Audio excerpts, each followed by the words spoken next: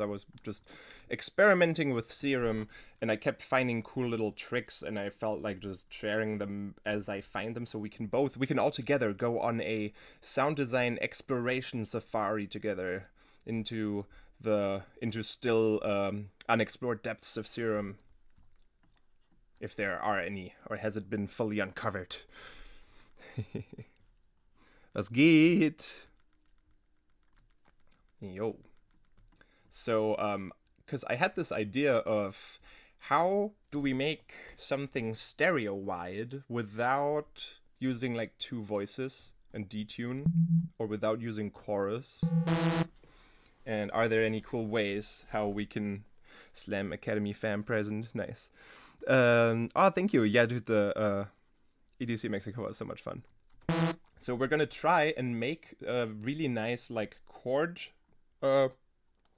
series of chords, but I want them to be stereo wide without using detune or other like chorus, no detune, no reverb, no convolution is allowed. Oh, sorry. If you gotta go to sleep, you can go to sleep. Like, please don't worry. So, my idea was that, hey, what if? So this saw wave, it contains all these partials here, right? Like these are all these bars here. Don't look at the ones down here. Don't look at these big green ones. Those are just the phases of each of these bars. So look at the top here. So this is all filled up. That means every overtone is present, and some louder than others. What this basically means is each of these bars is a sine wave of like a certain frequency, and these are all in series, in like the harmonic series, where like this is the root note, and then an octave, a fifth, another octave, and then like this is the same series sort of overtones that you get if you take a saw and run it through a very resonant bandpass filter, for example. Like you'll find the same sequence of overtones in that. I was gonna do this real quick as well, because I just want to demonstrate this from the ground up, because then we're gonna go and do some crazy stuff with it. So same here with the saw wave and that filter, and there's the root, octave, fifth, another octave, and then major third, fifth, minor seventh. So those overtones, all of those you can think of as individual sine waves in different volumes, and if you add them all together like this in like a, I'm just gonna draw this in here. See how it like becomes sort of a how it slowly becomes a saw wave, sort of. If I go like, yeah, kind of almost a saw. Missing some other parts there, but hello. I have been to Sweden. Guten Abend, Grüße aus Deutschland. Grüße zurück. So yeah, Fourier series. But so my idea was, hey, if I want to make something stereo wide, couldn't I just maybe pan some of these partials, some of these sine waves that make up the saw to the left and others to the right?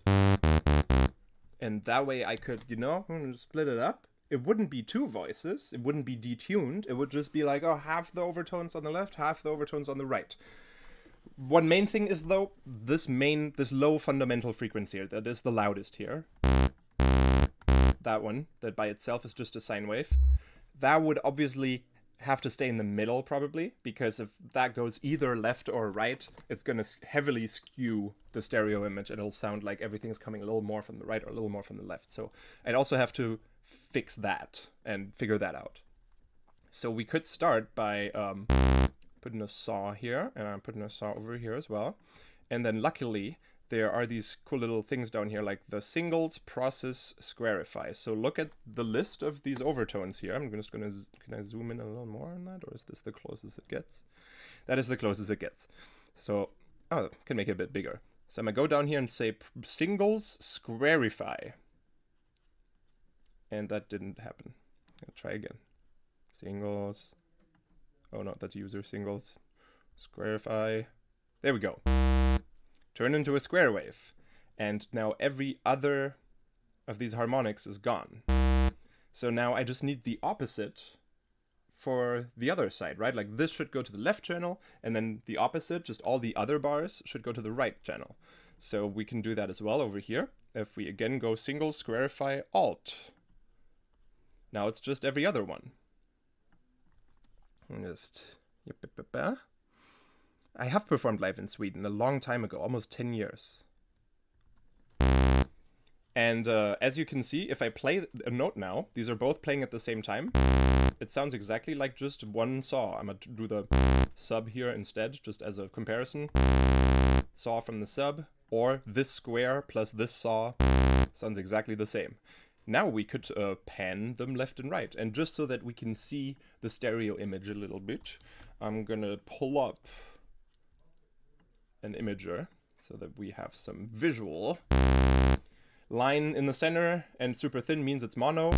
Alternatively, there's also this tiny little blue thing here. If you look at that, if this, that's the correlation meter. If this is at the top, it means the left channel is playing exactly the same phase as the right channel. And if it's at the bottom, it means that the phase is completely reversed. If you were to mix both left and right together, while this is all the way at the bottom here, you would be left with silence. And so we don't want that. We kind of want to keep it around the zero here. So I'm going to pan this one a little bit to the left and the other one a little bit to the right. I'm actually going to use a macro because I want to move them both together at the same time, the same amounts. And let's see what happens. I hope you're all wearing either headphones or you have some PC speakers in front of you so that you can hear the difference. So it works, but nah, it's a little bit heavy on the left here. So one thing I mentioned was we gotta get rid of this lowest sine wave here. The square got it. This one doesn't have it. This one just starts on number 2. So we gotta get rid of that one and put it back into the middle. That's what we could use the sub for. So I'm gonna delete this one out of here. And now this already looks a little bit better. Still weirdly skewed a little bit, but not too bad. Let's get the sine wave from the sub. Just gonna check that by itself. Yeah, looks good. Mix it in slightly.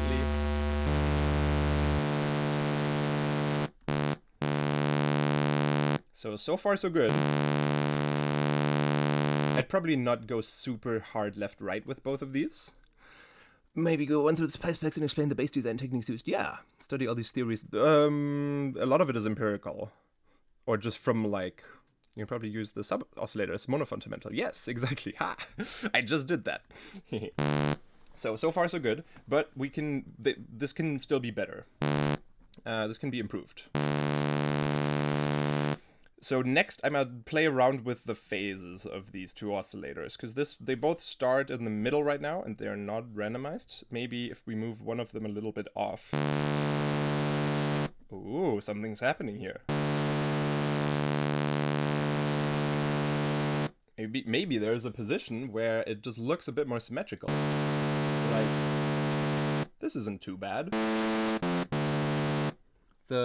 This little meter at the bottom here is a little bit to the right though. So maybe there's a phase position here that I can put it to where it's going to be in the middle. That'll mean left is just as loud as right.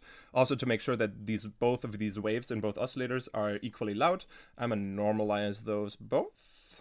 And I'm going to turn down the overall volume. And now let's see if I move this phase. No, it's kind of stuck here to the right a little bit. That one isn't helping either. So maybe we could just make the left one a little louder. It does feel like the left one is louder now though, and this thing, even though this thing's in the middle, I might just leave it as it was. I think with that sine in the middle, in the center, that kind of works. There is another problem though. Let's look at a spectrogram real quick to just make sure that there really is no sub and that the sub is only coming from this mono sine wave over here, just like I wanted to. And looks all right. So, I have a solution. This is gonna be very weird, but it works. Because I tried it earlier. And it's really stupid, but it works. And I will then share this patch with you. So, my idea is that if... Let's do this panning so that it goes all the way. So now if I put the macro one into the middle, it should be mono, right? And it was. And if I go to the right here with this macro, then it's panning them left, right. And if I go the other way, it's just swapping them around. So now let's compare this. It's going a little bit to the left here with that meter, and it's going a little bit to the right here with that meter.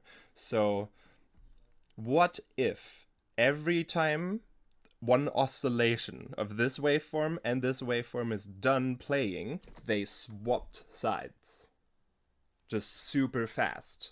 Like, you wouldn't even notice it, because if it happens exactly in the moment the oscillators played the waveform once, then it would just, like, then play this one. So we basically want these waves together to be played back in sequence. First this one and then this one on the left speaker, and first the right one, second the left one on the right speaker. So how are we gonna do that? It is possible, and for that I will make one more new preset here. And so we're gonna have a I'm just gonna draw a, take this square here, and then remove. Let me just think real quick. I think we can just draw this. So here I want square saw. Right? And on the other side I want saw square. Oh, this has to be twice as... Or... Oh no, this will work out. This will work out, actually. I think... Let me think. Thinking so hard. We gotta squarify it, but we gotta squarify the one thing the one way and then the other thing the other way. And then we gotta put them together, right? Is that how it works? But if we squarify the saw the one way, it turned into a square. So that's all good. And if we squarified alt the saw, then it turned into just two saws, like an octave up, actually. Which makes complete sense mathematically. So let's just try that. I'm gonna draw this. It's gonna make it by hand. That's the cleanest. So we got this, but then I need the opposite on the other side. So I'm gonna do process resize tables to be half. Now this is split into... I could have just done that ahead of time. Just make two freaking tables. This way it's cleaner. If I like draw it by hand first and then we do some editing. Cool. We have these two frames, and I'm gonna copy this over from oscillator A to B. Now this is also over here. Here I'm gonna swap them around, just in order, and then process, bring them all into one frame. Same thing here, bring these two both into one frame. So now we are left with, yep. So now if they both start playing from the same position, from like the start position over here, first the left channel, I'm gonna do this panning thing again. The left channel is gonna be square, while the right channel plays the saw part, and then when the left channel plays the saw part, the right channel plays the square part. Oh, gotta invert this. Let's see. That looks way better. There is a low fundamental now that we need to get rid of, but it works. It's so close to being the coolest math class. So this looks pretty. There's some cool little things moving around there. Ooh, that's sick. Damn, some art. I'm probably gonna screen record that and put it into some show visuals or something. Also, yeah, if you play intervals that are mathematically related, like have a nice relationship, like a 2 versus 3 or 3 versus 4, like a fourth or a fifth, then you also get really nice patterns, especially on lower notes here. If I play a fifth, 4th. It's a little more stable than if you play, like, I don't know, a minor 2nd. Yeah, that's cool too. Damn, that's fun. I wish there was like some... I guess you can turn this into a really cool type of visual if you just put it into freaking After Effects and just make it glow and everything. Probably use the saw square technique to make some cool textures come in with some weird white noise. Yeah, this could potentially blow some speakers with this. I don't know. So now to make this actually useful again, I do not want this frequency here, because that's I think what our sub's gonna do. Oh no, sub's a little lower.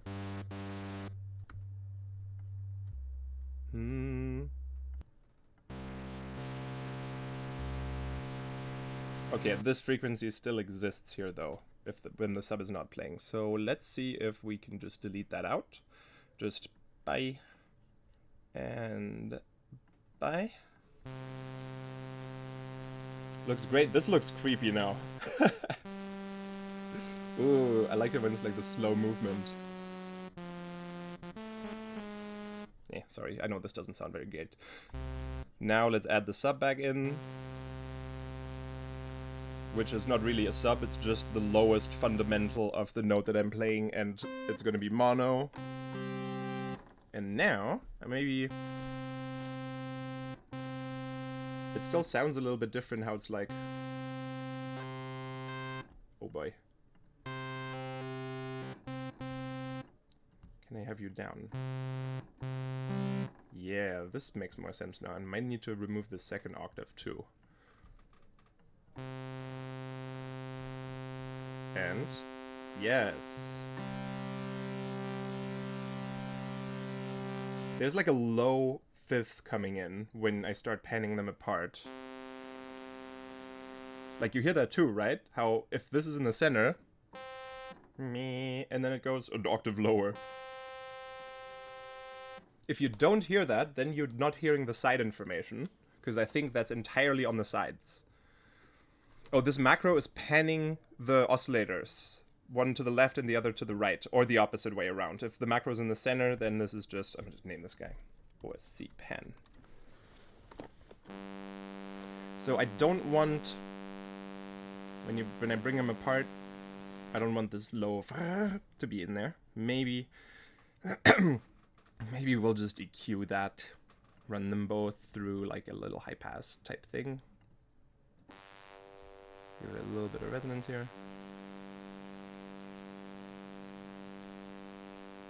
Yeah. And then bring the sub in separately. And now let's soften this off at the end. I know just listening to pure saw waves all day is a little aggressive. And then can we...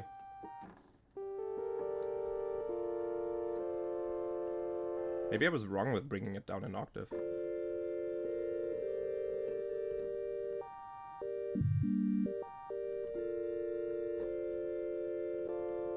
Maybe I should just put that back in. It sounds fine. But yeah, the plan here is to create saw chords that are stereo wide without using detune or like multiple voices or chorus or reverb or convolution or delay. And if this looks like this, then it's good. That means stereo. The sub is obviously like this low fundamental being mono is moving the correlation meter all the way up. But that looks good. Everyone's just saying cool song. Ooh. Look at that. Oh, moving the phase.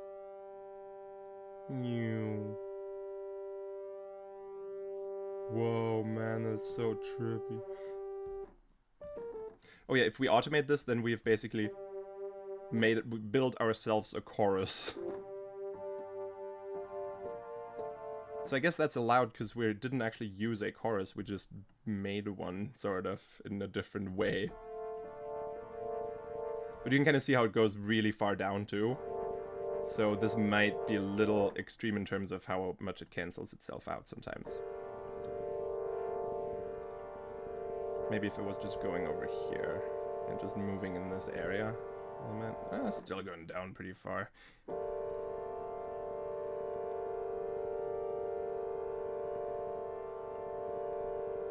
Yeah, that's not too bad. Bring this up back in. Stereo white saws without non-GMO, all organic, farm fresh. No snake oil stereo wideners used in the process. Serum has a compressor, yeah. Can you make a sound that sounds like melody using the automation on MIDI? Yeah, probably. There's like another step I wanted to go with this though. So I've made this chord progression earlier, and I'm just gonna copy it over here because then I can show you some more ways to get something really cool out of just a simple patch like this. And trying to use I'm trying to do like the stream title is what if we used 100% of our serum. So that's what I'm gonna try and do here. And I discovered this randomly when I was making a patch. Sorry, I hope this isn't too loud now, because I know if I turn it up here and then I turn my speakers down for you all, it's just getting louder. Is this an okay volume coming from Ableton, like in comparison to me talking?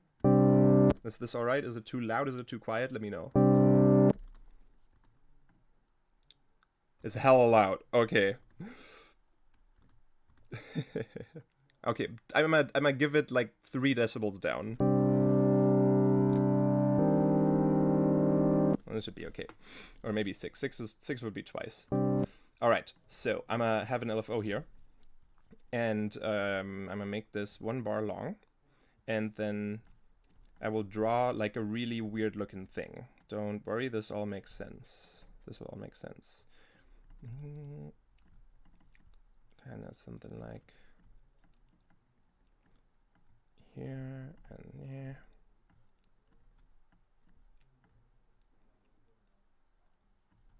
And then another one of those. Bear with me.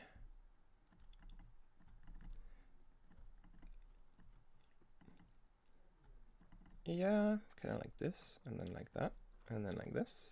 Can you guess what we're gonna do with this LFO? Ooh, didn't mean to do that.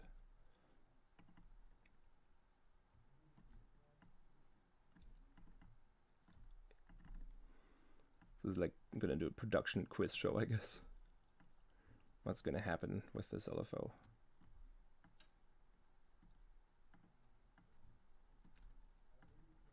Wee. Oh, did you know you can do this? If you hold Option and you move one of those. Dancing LFO. Pitch mod, yes! Dossie, you got it. So LFO 1, 2, global master tune, bipolar, and then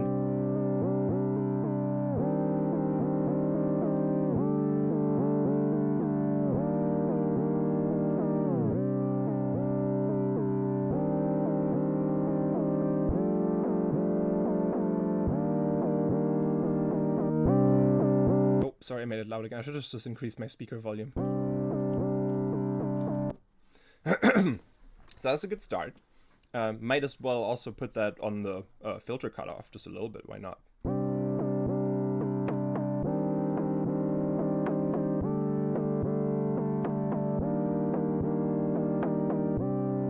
Right? That's nice. Okay, next I'm gonna just try and do everything in Serum. Like usually, this is something that was a topic at the is a topic in the Slam Academy class that I've been teaching as well, where someone was like, hey, like, do you try to get to to your desired sound by trying to use everything in Serum as much as you can? And because they were going through the preset packs, and of course in a Serum preset pack, the presets are supposed to sound good by themselves, so you end up using everything. But if I'm actually writing a song and making a sound, I often have a very basic Serum patch, and a lot of the processing is coming after. But today I'm gonna just act as if as if Ableton doesn't exist and I only have Serum to work with. It's sometimes fun to give yourself some limitations. So I want some delay to come in every once in a while. And I like using really long LFOs, where it's like, this is 2 bars, so this one maybe just comes up here, like that. And then one more time here at the end, but a little higher, kind of like this. And that goes on the mix, and this is ping pong, and this gets, there we go, kind of like that.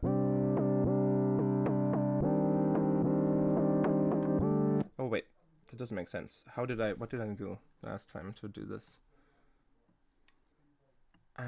Wait. I knew this. I knew what to do about this. Delay needs a different thing. This needs to go on the filter.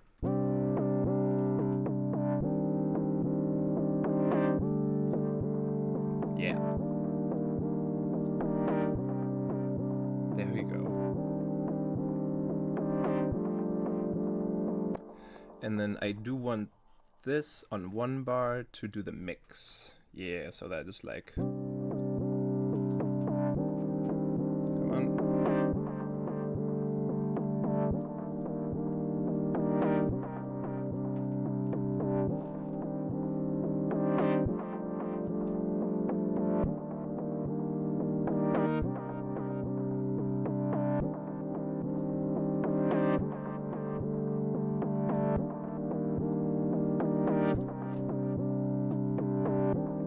I should probably not go over 50% here with the mix, otherwise it might make the main sound quieter. Cool, we got that. Maybe also give it some distortion when it does that. And hey, this could also do the... Can use these for a lot of things. This goes on the cutoff here and on the resonance.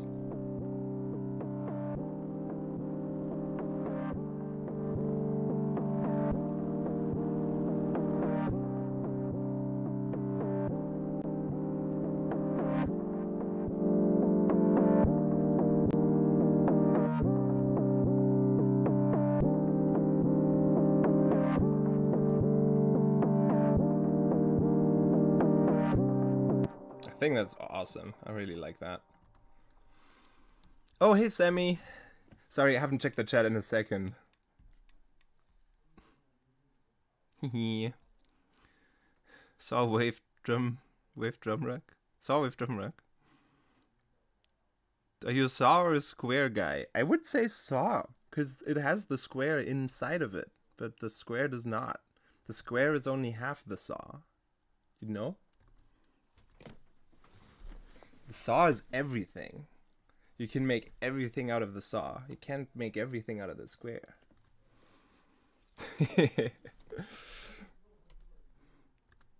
Yeah, I'll save this after when this stream is over. I'll save it for a little while so that it's up in the channel. Okay, let's add some more details.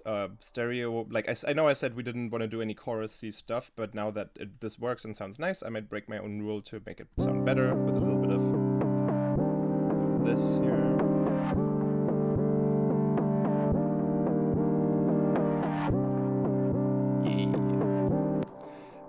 Another idea here, where are you?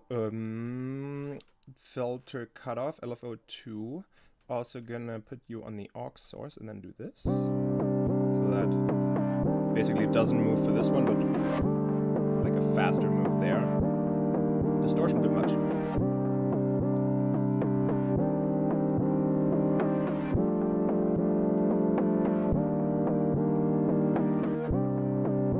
That's kind of cool, I like it.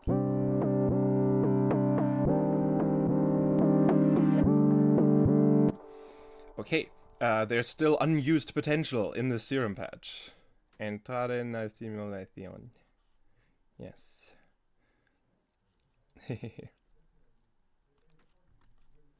Okay. White noise. I'll just do a direct out.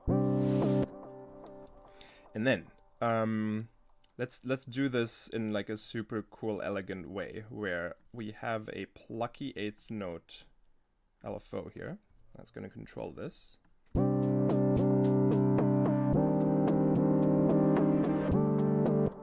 And now we can make another really complex looking LFO to maybe, I saved some a while ago, but I don't know what, but this could work. Just throw that on the speed here of LFO 5 and make this about 2 bars long maybe. And just gotta make sure that here LFO 6, LFO rate 5, it doesn't go too crazy. So you started 8th notes.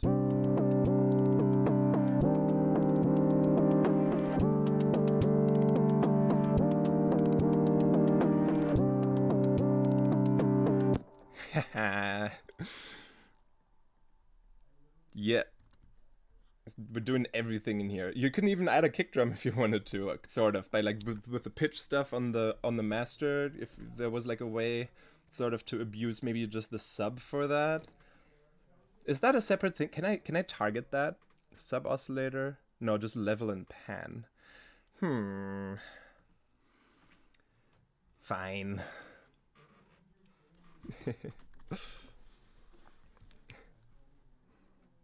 Oh, company! Yo! Haven't seen you in forever.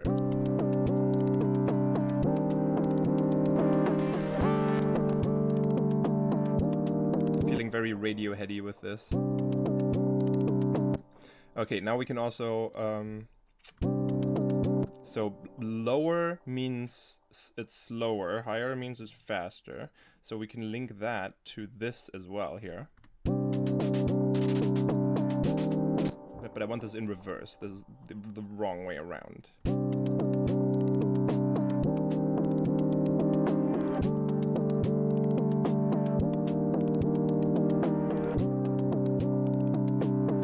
Yes.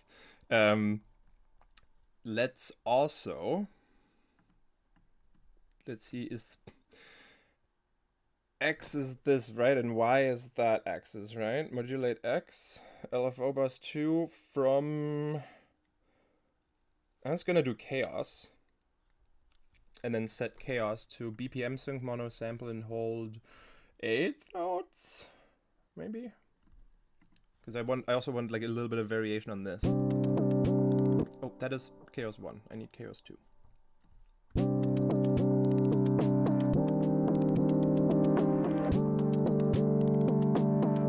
Nice. Now let's use a cooler noise, like in organics, maybe, I think one of the air cans.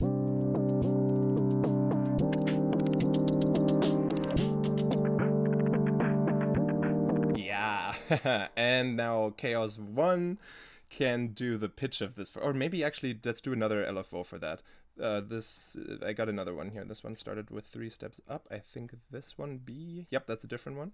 Throw you on the pitch here. Make you bipolar. And put you also on 2 bars.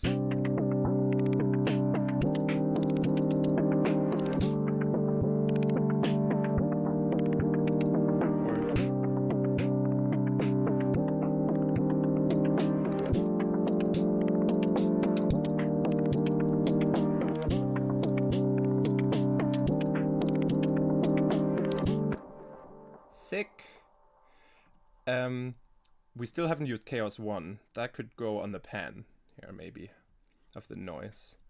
All the way up. Ooh, BPM sync, mono, sample, and hold. Actually, it doesn't have to be mono. I think it's cooler if it's not. And then also 8th or 16th notes. This is on 8th notes. Oh, yeah, no, let's just try this.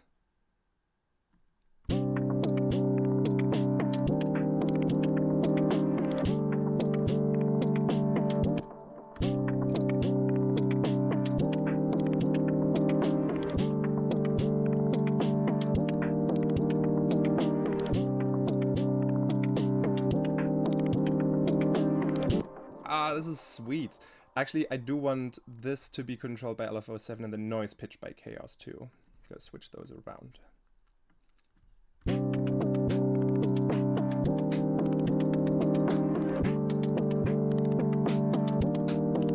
Can you play the whole whip? Just this, man. We just started and I only made this sound. This is all we have so far. Is there anything else that we could do? We haven't even used an EQ yet, how about that? I feel like this thing could do something fun with the gain here. Put you on this and then bring you like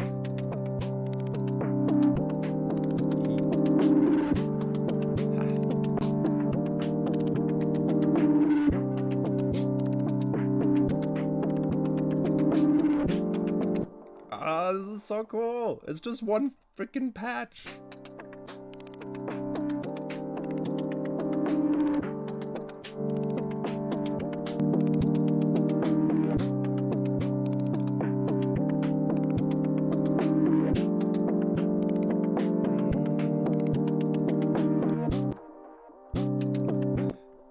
I lost the frequency.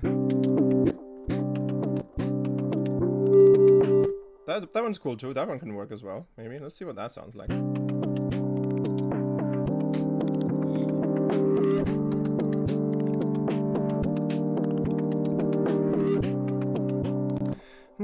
Let's hit them both. So this is and then macro 2 can like move it to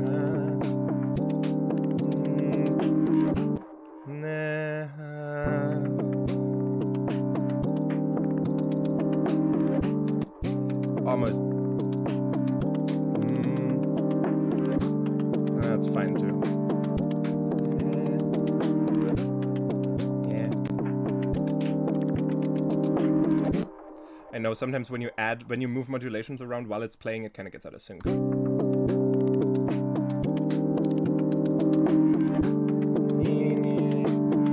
Yeah, there we go. Now we got them both.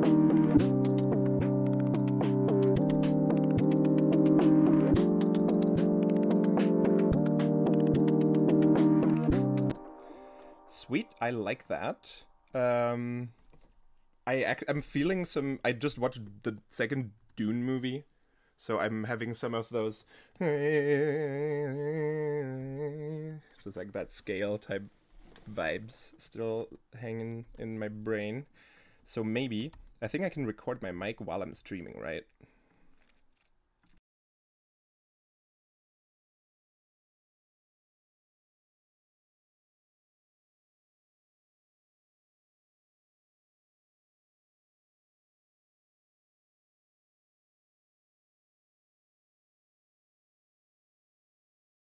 It was worth a shot. It was worth a try. Yeah, I know. I guess I could do it and then you just don't hear me for a second. Or I just use my... Screw it, who needs a... I was gonna do it with my phone. I'm just gonna do a voice, like, thingy. It's just... let's just do a voice recording. I do a lot of stuff with my phone. I did, like, literally... Oh, I think I was talking to April _ and she was saying how some of the vocals on her tracks are, like, recorded on an iPhone in, like, the back of her mom's car or something. And they sound really good. So, iPhone works. Let's see, what's the key here? So I guess we just want, like, a...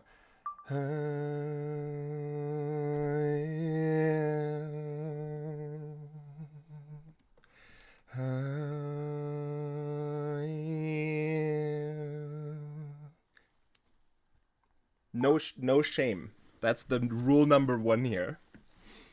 As stupid as it might sound while you're doing it. Okay, there's another note in there that works.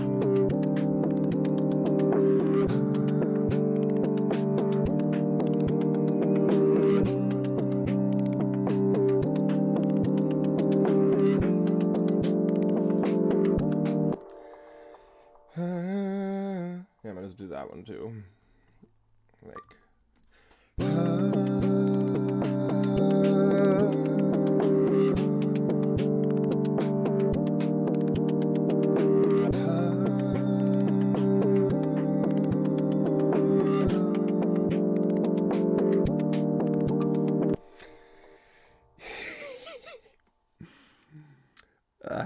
Alright, I'm gonna airdrop those to my computer real quick.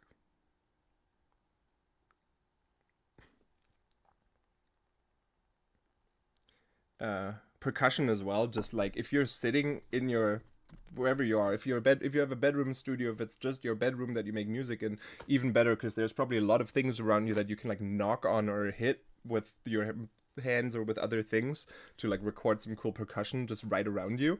Especially if you're doing something non-EDM-y, I love to start like a songwriting session like that, because it's just like we're just taking stuff that's around you right now, incorporating it into the song, and the song is usually also a painting of how you feel right now. So just by having this connection to the present moment, it's starting to sound like fucking, oh boy. But yeah, you know what I mean. Yes, I know Nine Inch Nails. Yes, this is very Trent Reznor-y. I know.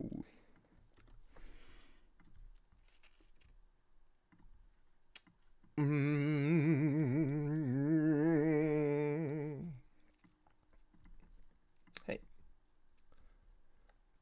Why do these not show up in the downloads?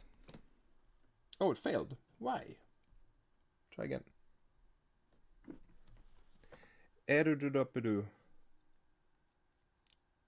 Doesn't wanna. It's okay. I can send it to me in a text message instead. Just gonna send this to myself. Okay, and then the other one too. Sorry, I should read the chat if I'm not doing anything. I'm sorry. I suck at interaction sometimes. Oh no, I already sent 13. I need the other one. 14. Send. Share. Message to me. Go.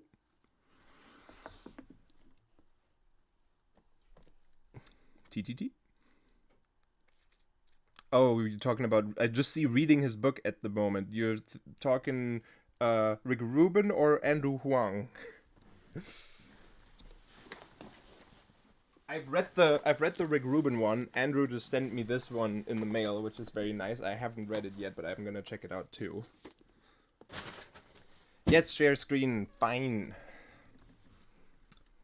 Let's get back here. Let me just drop those in from the messages. Oh no, only one made it? Oh no, for some reason it sends it through both. Yeah. Okay, this is gonna be...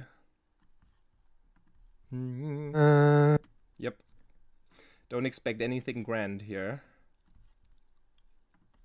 But this is gonna require some mangling. I don't...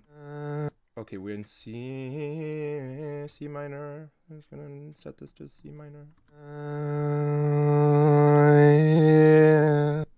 I know it needs to like, actually, we do need like a little bit of up and down kind of stuff with that. I should have just sang a consistent note. You know what? I'm just gonna hardcore tune this. Like, and then say, hey, always go back to that C. Like, screw it.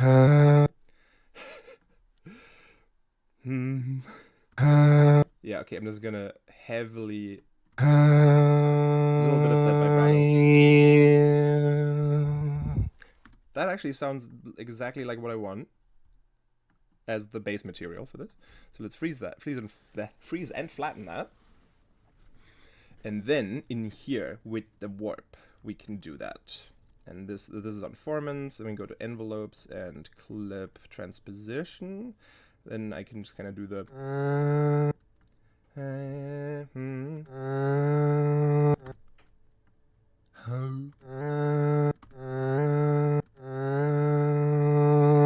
And then do like a little...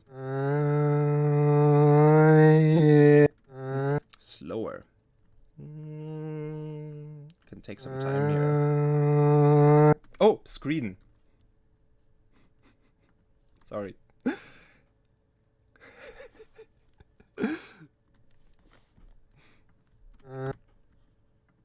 Sorry. I haven't streamed in a while, okay?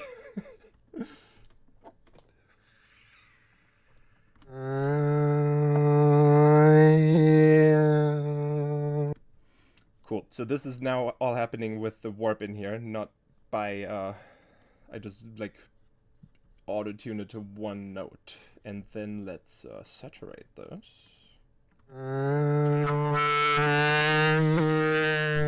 aggressively.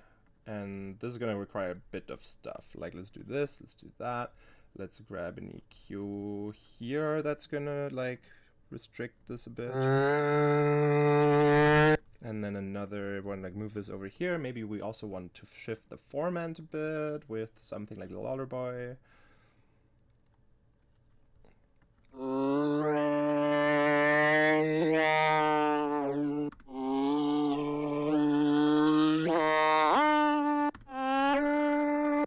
Maybe actually just layer this in.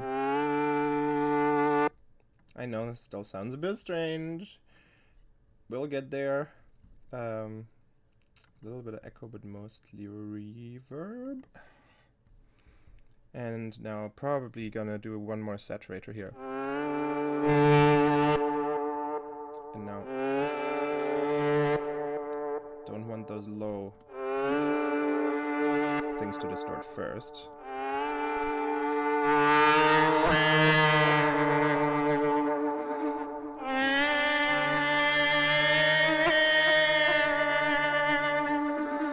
Yeah. Oh, it's a bit loud. Sorry. Sorry. I don't have reference here. I'm gonna turn it down by 5.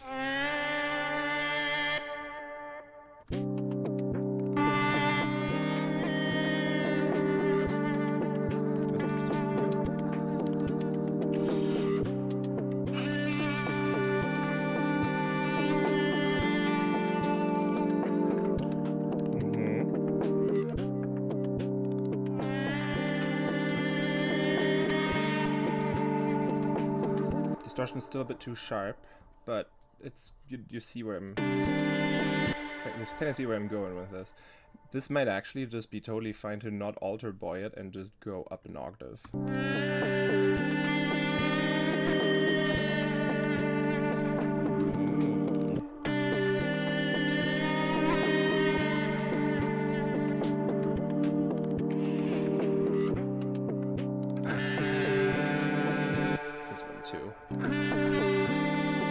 Actually, dude, that Foreman move. Just do that.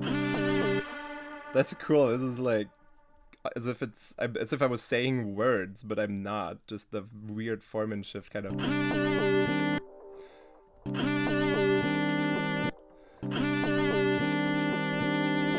Why? I think.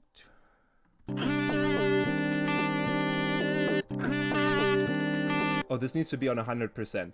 Oh, this is the weird thing with modulating these in here. If this has to be on 100, then the top of this is 100 and the bottom is 0. If this is on like 11, then the top here is like 11. So.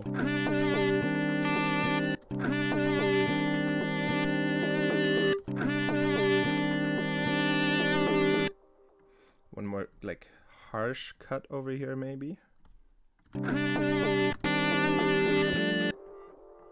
And like a fast, I wonder if can we get like this sort of Arabian vocal infliction thing going.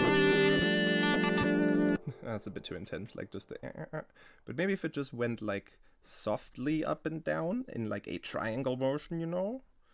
Is that gonna sort of introduce some sort of almost vibrato? That's kind of cool. Wait. Oh, just wait. This is sick. If we have more of this, and then can this slow down over time? Because we have like these options here, but there has to be a way to slow this down over time. We can increase this sort of. That's awesome. Does anyone know if we can stretch this in a way where like it goes from faster to slower? I feel I should know this, but I don't. Like, how is that possible? I feel like one of these should do. Ooh. That's also cool. I could probably afterwards like shift. I should probably no, why am I asking you questions? I could probably afterwards do it with the warp, like commit it, you know, and then shift. think just shift. That stretches it, but I wanted to, I guess I have to do that by hand. Oh, shift while I click in the middle? No. Oh god, there's gotta be a thing though. Shift and command. No, that command always turns that off.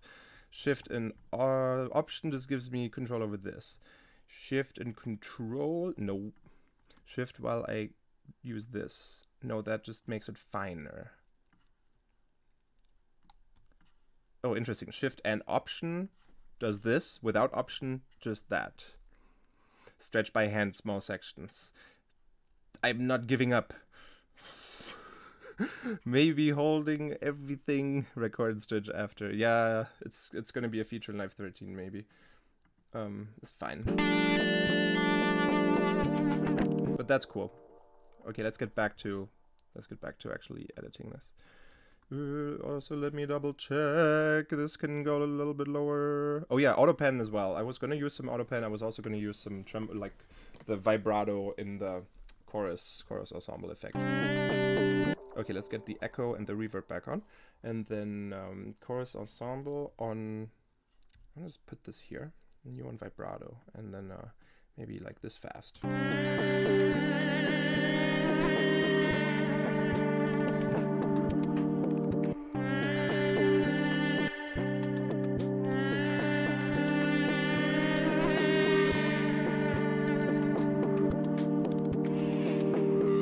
Awesome.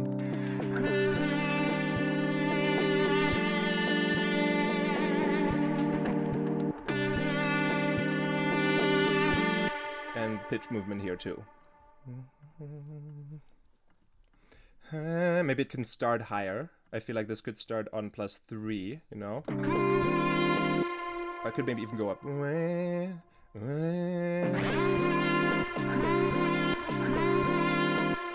then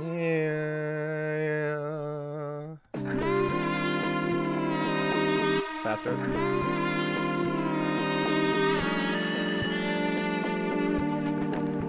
And this overall a little quieter because this is going into the distortion a little too hard compared to the first one.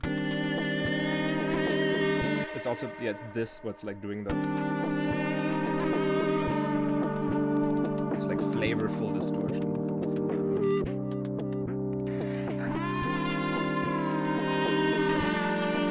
Maybe more.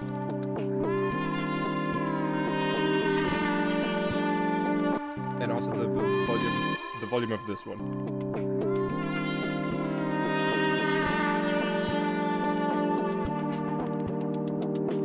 Maybe a little overdid it a tiny bit.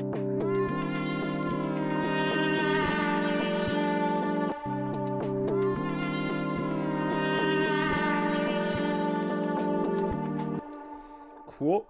I like, and then this was the higher note, right? If anyone's joining just now, this is what it kind of sounded like before the effects.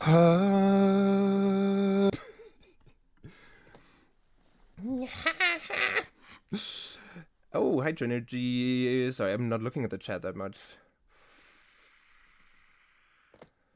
It needs kick. Yes, we're gonna do it. Mosquito music. Okay, maybe mosquito music. Oh, because it's mosquito repellent, right? Like that study. I get it. Yes, yes. Okay, let's tune this one too. I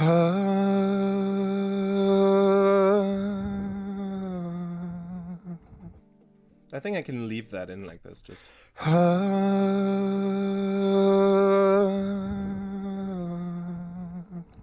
And I guess, like, this is sort of how I work with vocals. I'll do, like, something like this basic tuning first. And cut off any low end that doesn't need to be there. Then we can freeze and flatten the entire channel.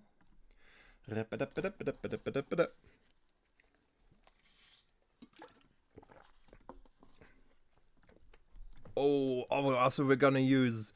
let's do Harmony Engine as well. And put those chords into Harmony Engine to add harmonies to this that play those chords too. Oh, that's going to be awesome. I'm going to show you something really cool about Harmony Engine. And now I'm just going to duplicate this track. And then do not remove automations. Remove you here. You can go and turn this back on. And then you are on Complex Pro all the way up.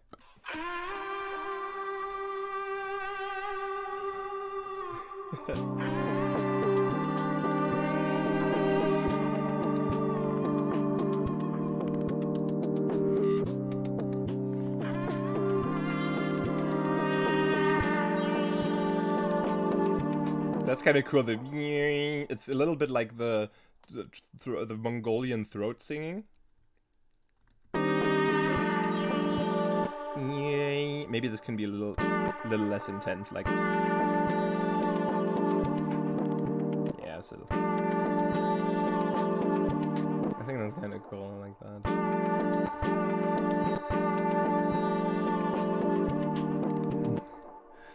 With Vox, why not cut low and before tune? Yeah, true. It didn't really matter in this case, so it's fine. It's a phone vocal. This is like recorded on iPhone, so like don't worry.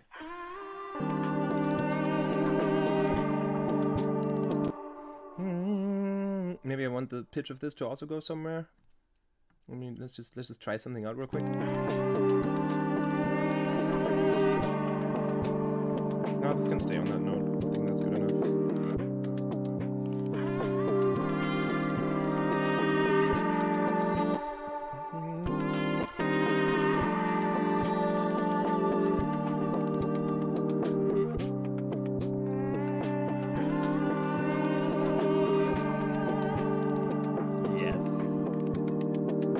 The timing of these to be like a little more, make a little more sense. Okay, cool. So now, let me think. Yeah, I'm gonna group these, and I'm gonna put the delay and reverb on the group. That means I can delete the delay and reverb on this one, because they now both go through the same, and that is on the group. Then I'm going to make an audio track. I'm just going to put everything right here. I know this is the bass group, and we've put a vocal and a synth in the bass group. I usually clean my stuff up before, like, when I'm like done working for the day on this project, and I'm saving it, then I move stuff around, usually, and like into the proper places. So we have an audio track here. And that is gonna grab the audio from this group before even all of those wet effects. So I'm gonna use a gate on sidechain input mode, and this audio comes from group 8 pre-effects, and then the listen thing is on. And then this is on in as well. Or it doesn't even need to be, actually. We should just be able to... Yeah, it comes through here. Cool, that works. But I can't hear it if the group is, if I just soloed this. But it's playing here. Is there a way for me to actually get this? No, I'm just gonna screw it. Actually, just one of those as well. So never mind. We're gonna do track number 9, post effects. Cool, that's coming out here now. I'm gonna hit save real quick so this doesn't die. Then Harmony Engine. There. Beautiful. Then send MIDI to the Harmony Engine. We could just use the serum thing here. I'm just going to group this, and then in parallel to the serum, we put a external instrument. This is usually meant to send MIDI to outboard, but we can just send this to Audio 7 Harmony Engine. Yeah, and then this needs to be on chord via MIDI.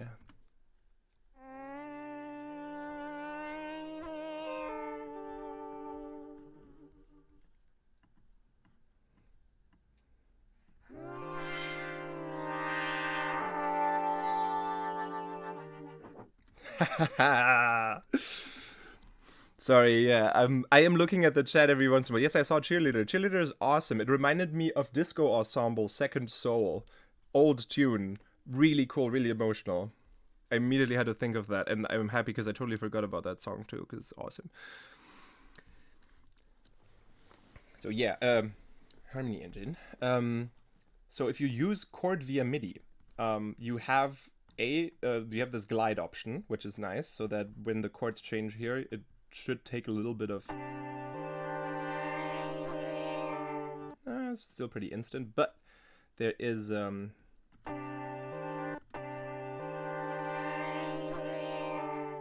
it's very instant. But there's this here. Oh, that's when the glide comes in. Nice. The spread and register of the chord. So it's like the voicing.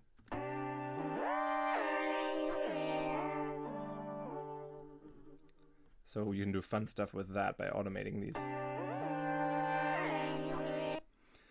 Exactly like that. Oh, this is the automation I need to move around for that. So here you go up, and then you go down again. And that should give us something like...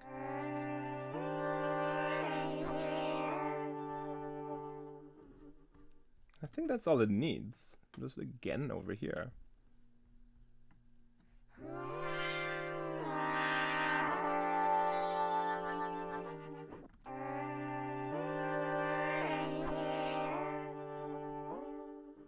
Ooh.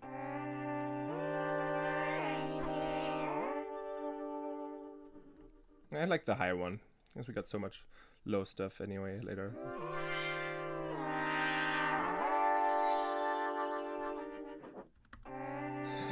the formant sounds really nice.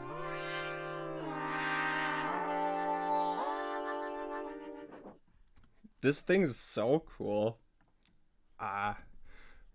It's always so much fun to use this. And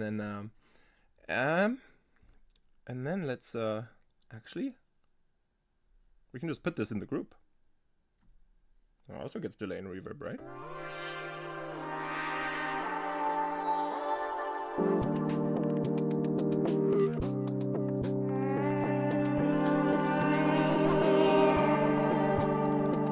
Might be a bit loud now, I'm sorry.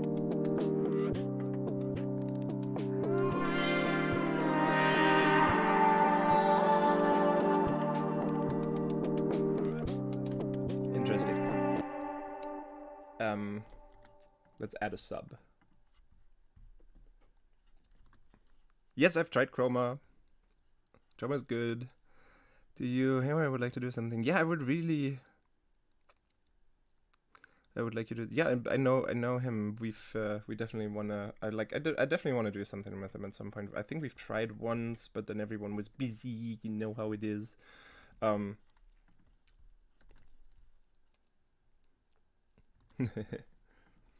Okay, let me try make like an interesting sub real quick for this.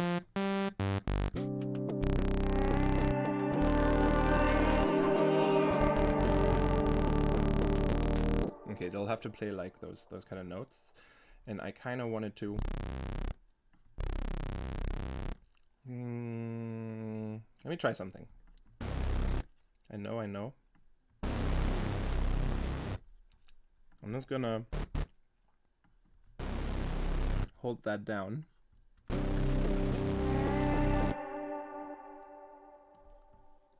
And this will make sense. Just let me do this. I'm gonna detune. Let me cook.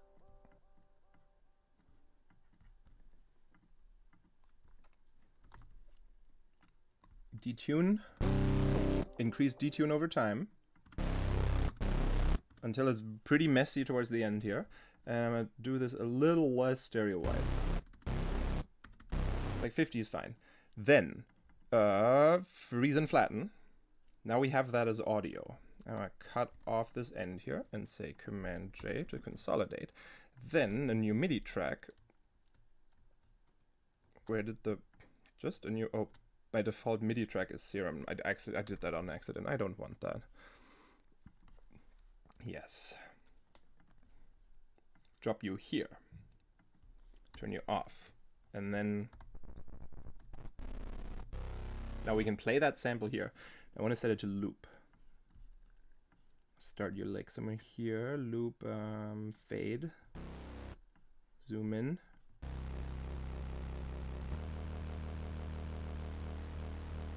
And probably further over in the detuned region.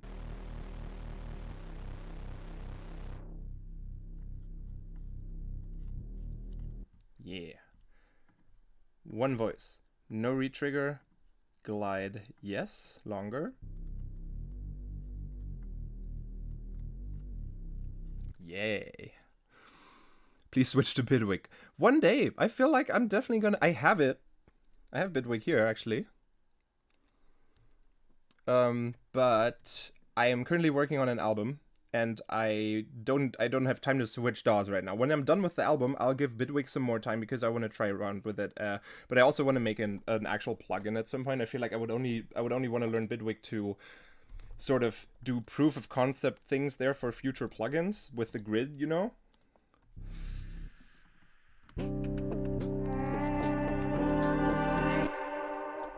Oh, did you know that if you click notes in Ableton, if you hit V or C, you see this down here, it like increases the velocity of the notes you click by 20 or reduces them. So like if you want to quickly do some drums, for example, you can be like, now hit V, V, V again, and then you have like... This also works in 11. This has been there for forever.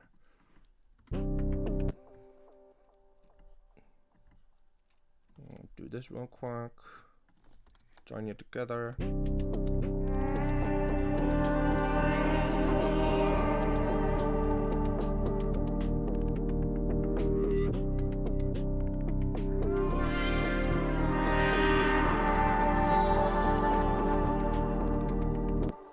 Yeah, this can use a little bit of compression, actually. Just like the glue here. I'm blind. Like, especially here, it just... Those vocals just, like, jump a little bit out.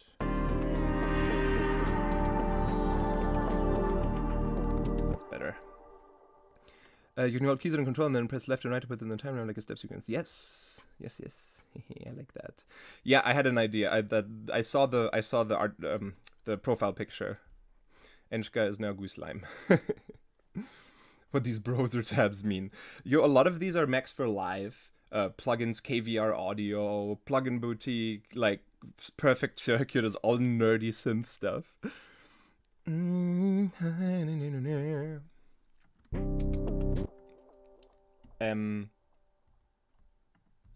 Okay, what next? Let's add some drums. Should we? Yeah, let's use Live. And yet, let's do the phone thing. Come on. No, Live is here. Okay. This time I will remember to switch the screen share back. Also, this is red because there's a red light over there. It makes me look a little bit weird. Hi, Busty. Who else we got in the chat? Sorry, I don't check that much. Ahi! Hi! Oh, this is so cool. So many producers in the chat. Okay. I'm just gonna like knock on some stuff, and I got drawers here that I can open and close. Do I have some keys anywhere that I can... Oh, I have bullets. Empty bullet shells, like shells, not bullets. That I got from a gun range in Vegas because I wanted to record them. And also, depending on their size, you could make a bullet pan flute. I bet someone on Etsy already has.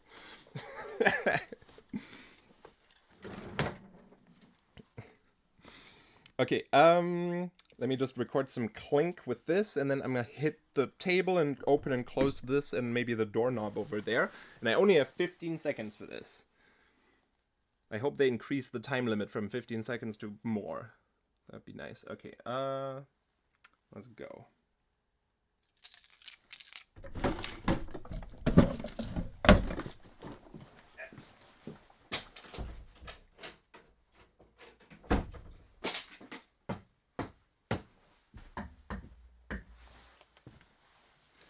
I think that was a good amount of variety. I almost fell.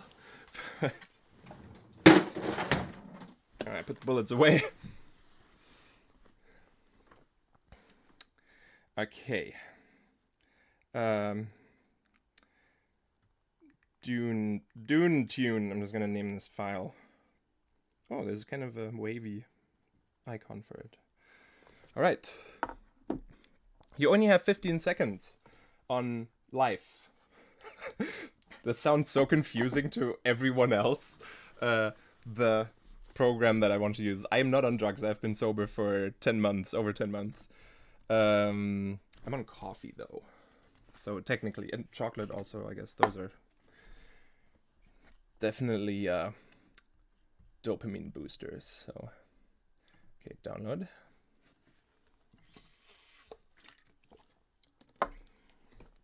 Let's go. So you can. Oh, I should probably switch the. Yep, I said I was gonna do it, and then I forgot about it. At least this time, fast enough. Aw, thank you.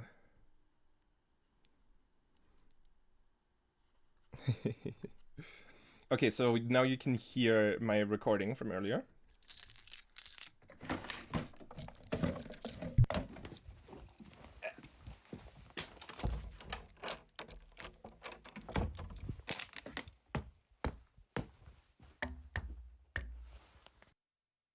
Beautiful sounds.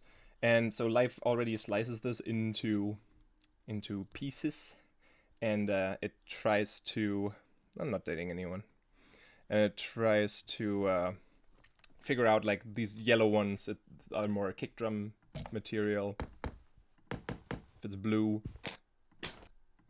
I guess it's more snare material. Yeah, it like tries to sort of make sense of this. And then we can just say, hey, play this back and sync it to host tempo. And let's just play this and see what it sounds like.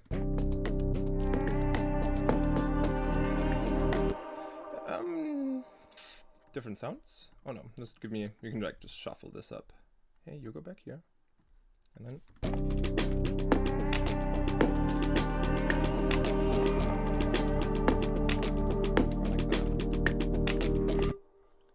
Let's try and add some swing.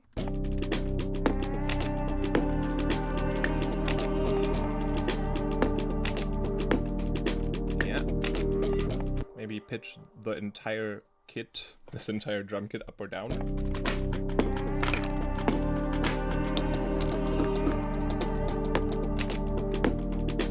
I'm definitely gonna make multiple of these loops.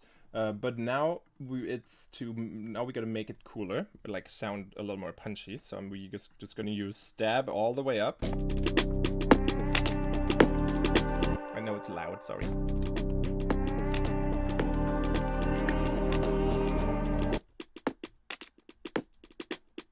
And then maybe can we clip it a little bit? Maybe. I've also made these crazy racks.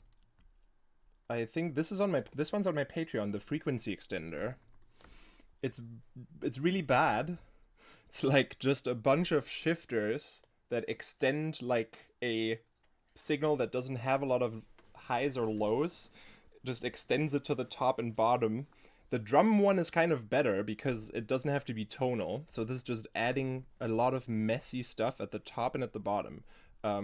You shall see this by looking at an EQ8, so you can see the spectrum. It's actually quite useful, like for especially for lo-fi drum loops like this, and you want them to be a bit bigger. So this is what comes in, and then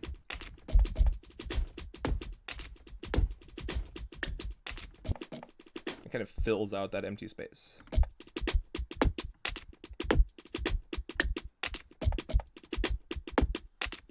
I feel like this could be a bit lower.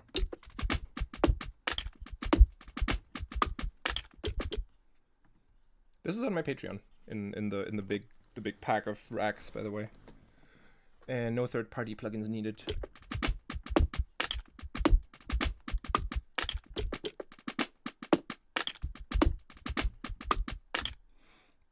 I was gonna render it with, but let me duplicate this first because I do want to make a couple of other variations out of that live preset.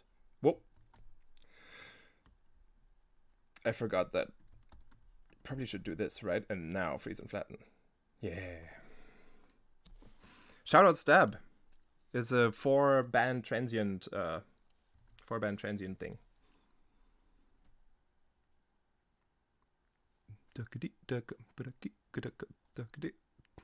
Did you miss Ditto faced art? Yes. Are you gonna make more? This took a while. I guess it's that thing that... Oh, because it just keeps rendering it. Okay, let's make one more variation. And it's gonna hit randomize again.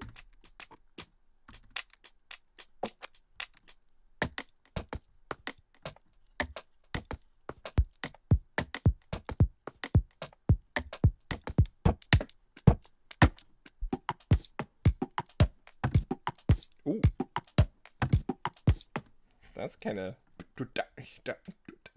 I wonder if that works with the rest. It's kind of cool. I kind of like that. Let's saturate this a bit.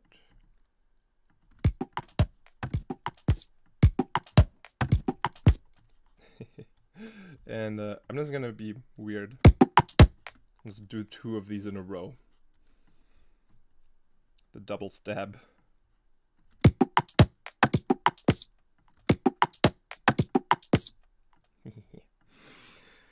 Oh yeah, new reporter tune is awesome.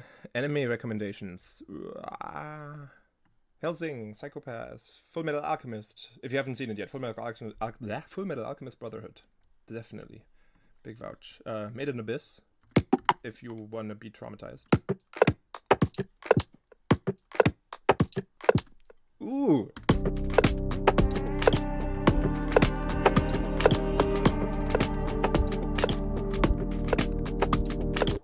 Damn, I love this. Let's get rid of a little bit of that top end on.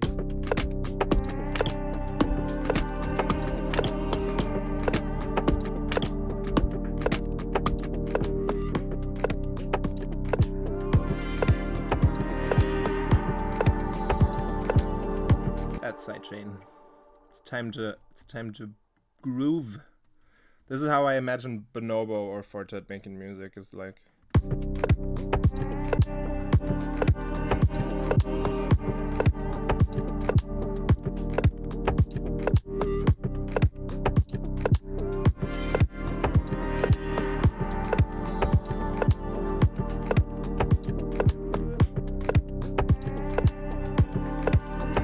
There's a little ticky sound that's a little too far to the left here, I think.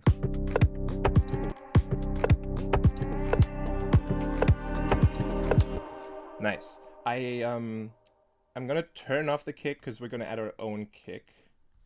But let's also have this frozen. And I'm just gonna duplicate this one more time in case maybe we get a third good one out of it too.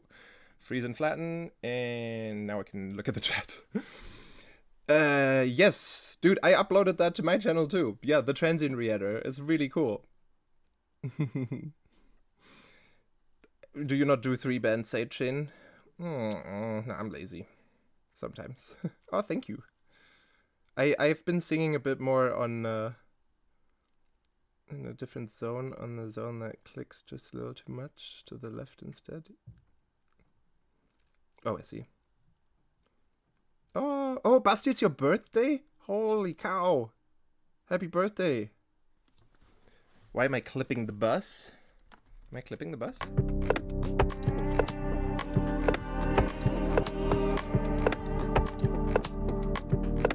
As long as it's not clipping on the master yet, I mean it will in the end, then everything's fine.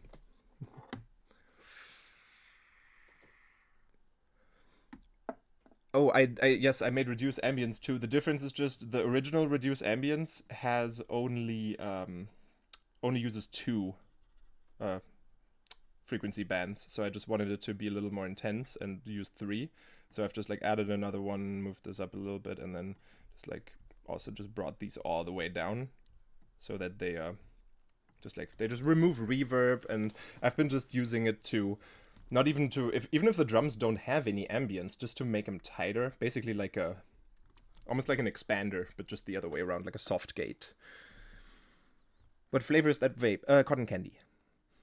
What is it? Someone's cooking. Someone else is cooking. It smells like, I don't know, curry? I'm not using a mouse. No, it's not distorting. Oh, you mean the reduce ambience? That one can distort the sound if the attack and release times here are too short.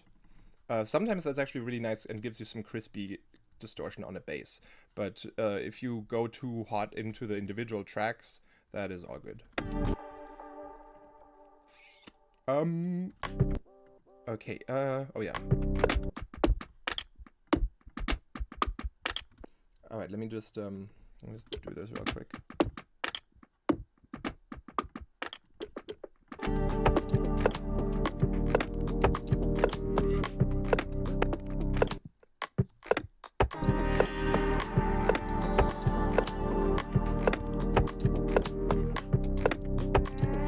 Yeah, this groove just has 1 over the other one. Oh. See if we can get one more like.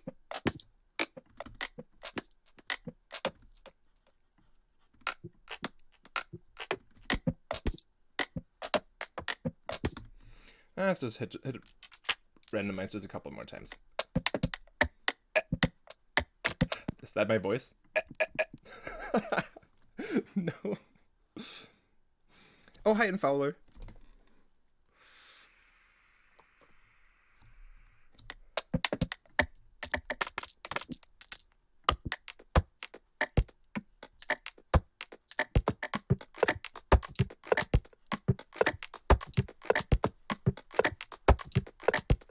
Yes.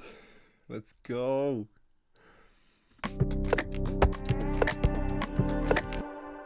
Freeze and flatten.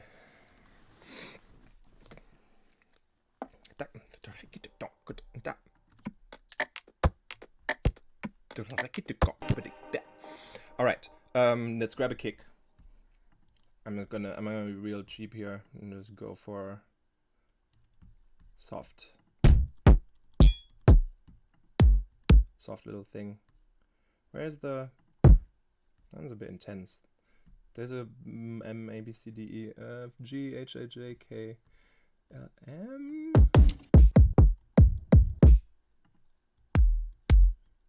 There's one here that I always like to use that's super soft. Molly.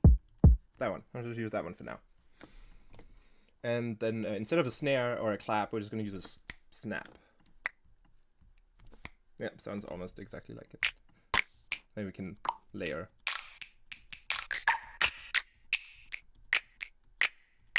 Maybe that one. Definitely you gotta pitch him down. What's going on? Sorry, there's so much happening in the chat. It's like, how do you do your audio routing with headphones and not coming through the mic with feedback? It is coming through the mic. I'm not wearing headphones. Yeah, it is coming through the mic. I just have it pretty quietly. Well informed, but why are the primary external plugins VSTs? What are the primary external VSTs you use? Serum, Contact, Nexus, lots of effects, the plugin alliance stuff. I just do the subscription thing and then Wave stuff for vocals. Vocode samples themselves? Yeah. Yeah, to themselves. I do that with basses, just vocoding basses to themselves. I've been doing that since the dawn of time. Star Destroyer ID is gonna come out definitely at some point. Have you ever crapped your pants? No, I haven't. Not yet. Oh yeah, ring mod sidechain. I know. I think Fox Stevenson told me about that one. Okay, let's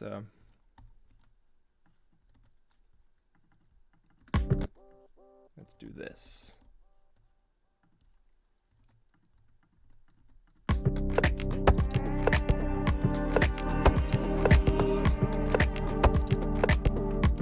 I know this is a bit loud overall.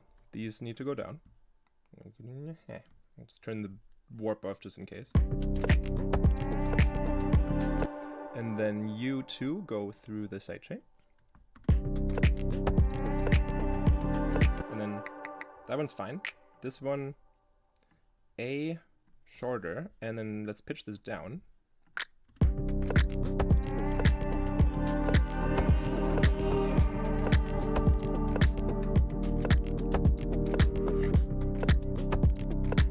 Just one snap. Maybe a little bit late.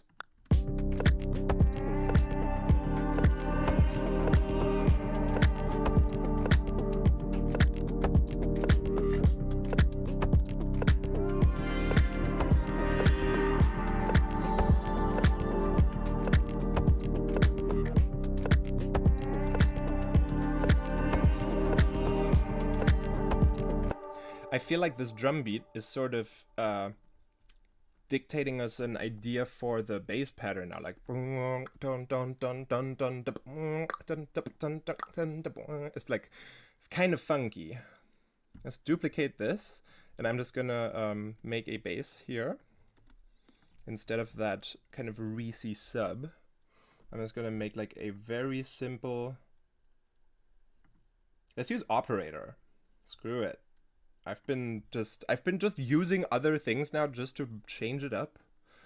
Because with serum, I kind of know what to do to get exactly where I want to get, but I want to be surprised by happy accidents, and then that happens usually with plugins that I'm not as comfortable with. Any advice for mixing well for streaming services? I don't really pay attention to my loves. Just not too loud. I don't know. I feel like distributing services should also sort of take care of that for you, right? Like if... Oh my god, so many questions. Where do you get your drum samples? Splice, or I record them myself. Hello, everybody. I'm glad everybody has so many questions. Let's do a Q&A, like a proper Q&A at some point. But I gotta... My flow state. My poor flow state.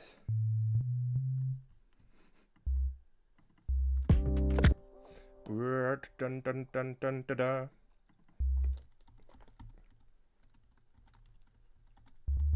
So kind of that. And then this could go down an octave. Also, now we need groove. So let's grab grooves. Swing 16ths. Badonk. And make this guy a little plucky. Like...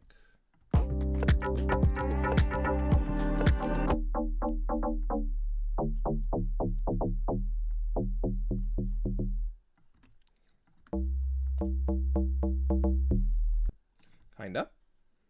Let's add the groove.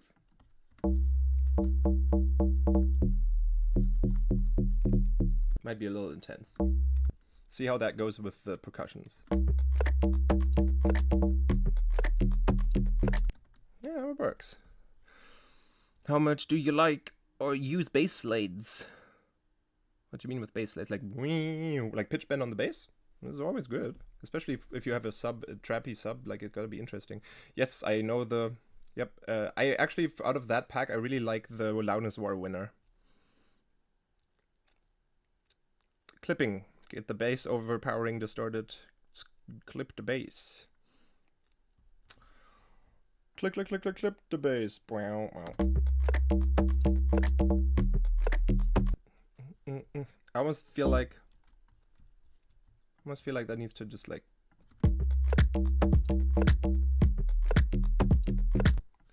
Yeah, that's better. It's a little less jumpy, a little less hectic. Gives me less anxiety like this.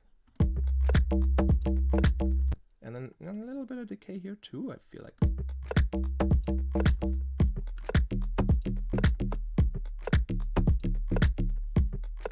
Okay, how are we gonna get some more flavor out of this bass? I might actually end up using the filter, but on one of the drive modes. Sorry. No. Now that's a bit much. There is a modulation envelope somewhere, right? There's like the filter envelope, which we're not using. But can I map that to something else? Here, like velocity key, mod wheel, pitch bend, aftertouch. I guess you could match the pitch envelope somewhere else. This can't be mapped somewhere else, can it? The envelope doesn't have like a target B. No, I don't, but this one does. Cool, because I do want to don't use the LFO, but use this envelope here to control destination number B filter drive. All the way up. And then this down. And that should do that, right?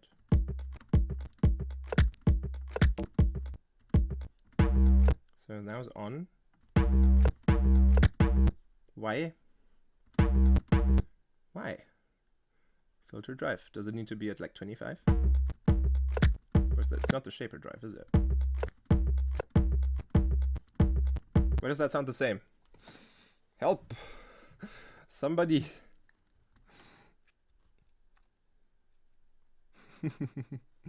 Would you ever collab? Would you ever collab with Skrillex? Erosion, yeah, good idea. I like pineapple on pizza. I thought that is, you must set envelope to 100%.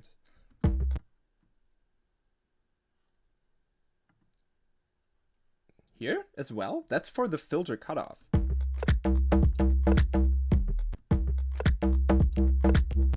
Maybe.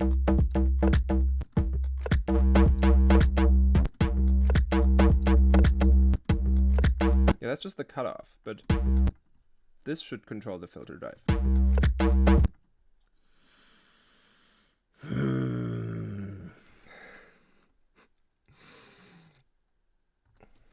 Never mind. I guess we're just gonna use the filter. Screw it. I didn't want to use the filter, but we will. We shall. So make you less of that. This isn't doing anything.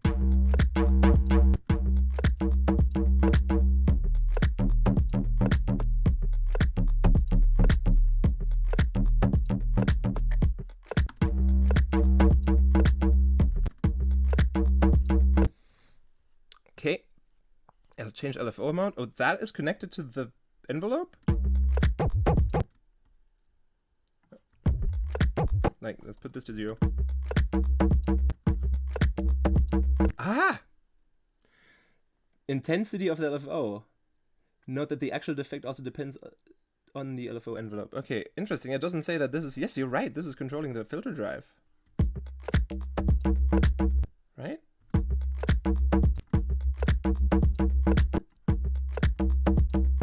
It is! That's so weird.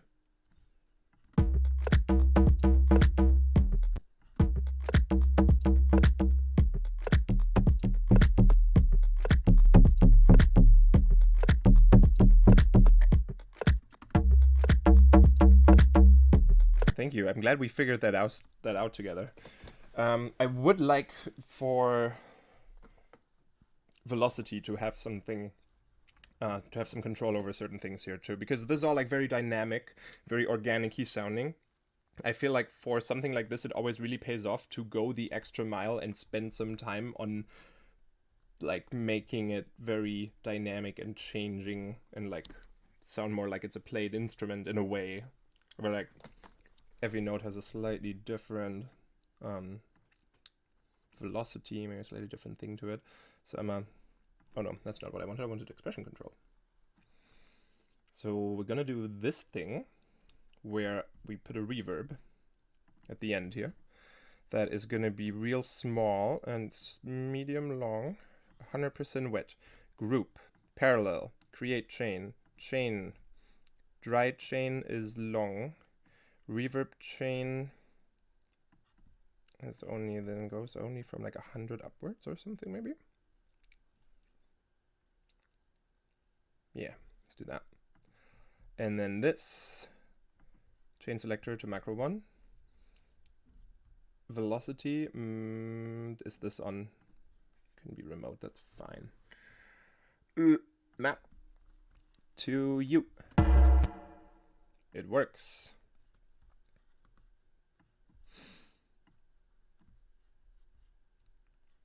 Okay.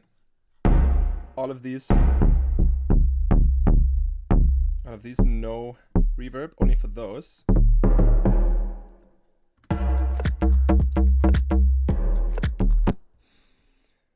Cool.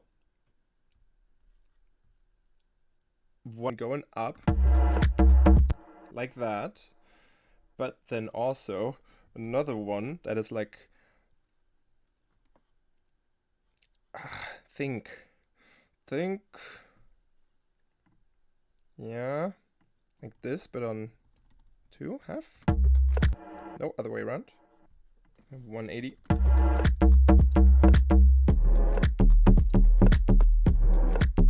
You get the idea. And this is also only supposed to be the mids.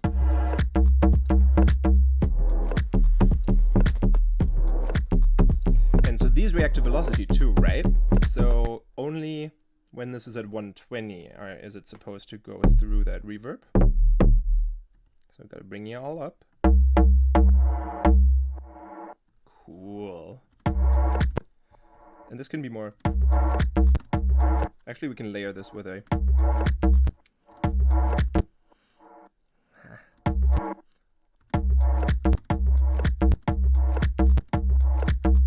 I know I could just make myself a reverb throw and save myself this torture that I'm putting myself through here with trying to make this automatically happen every time.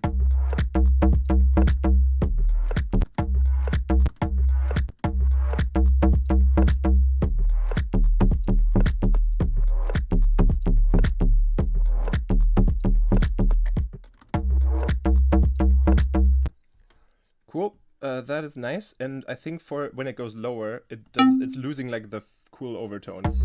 So maybe we need to bring these to a different tuning for that.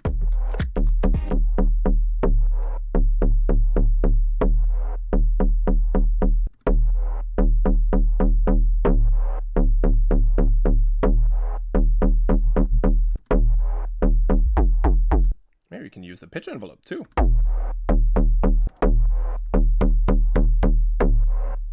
A little bit of a harder attack there. And then these do decay within 400 milliseconds. That's probably awesome. There we go. Yeah. Oh, this is very this is very atonal now, though, because this is super FME. So maybe better if we used. For the first one, maybe not. Oh, we could kind of go back and forth between these. Sorry, this is so, like, unnecessarily micromanaged, but I feel like this could be cool.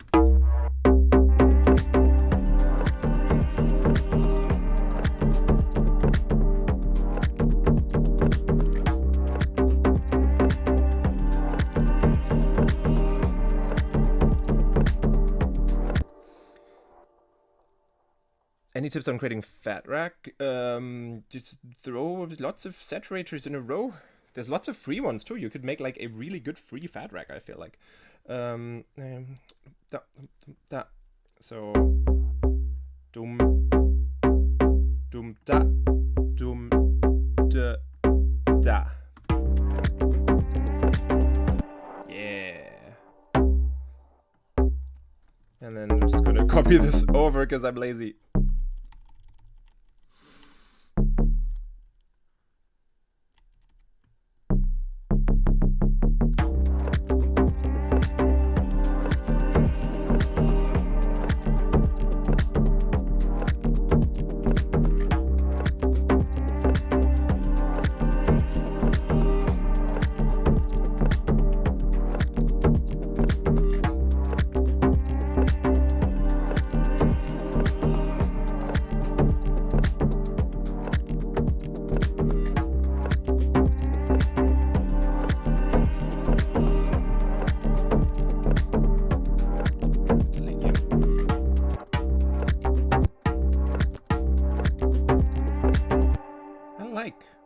I like this.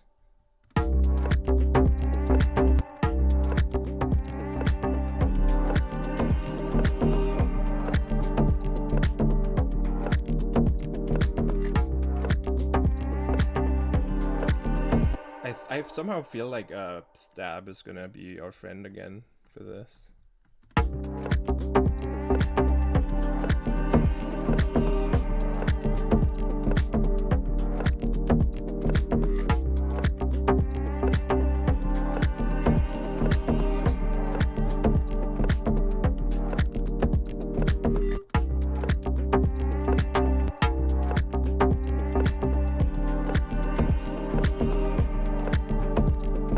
I hope it's not too loud. Let me know what the volume feels like, because I need to make it a little bit louder for myself here, but if I increase this, that shouldn't change anything for you. It's just probably a little more coming back into my, like, FatRack VST. I have some plans for VSTs. Maybe next year. It takes a while to get those, like, developed, unless you're, like, crazy like Nasco and you can just make them every week, basically. Go up just a little. That's okay.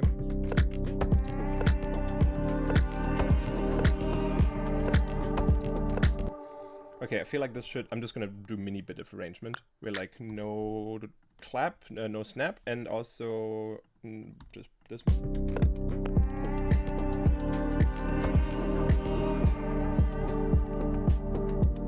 I forgot we still have like the hi-hat that's in the chords.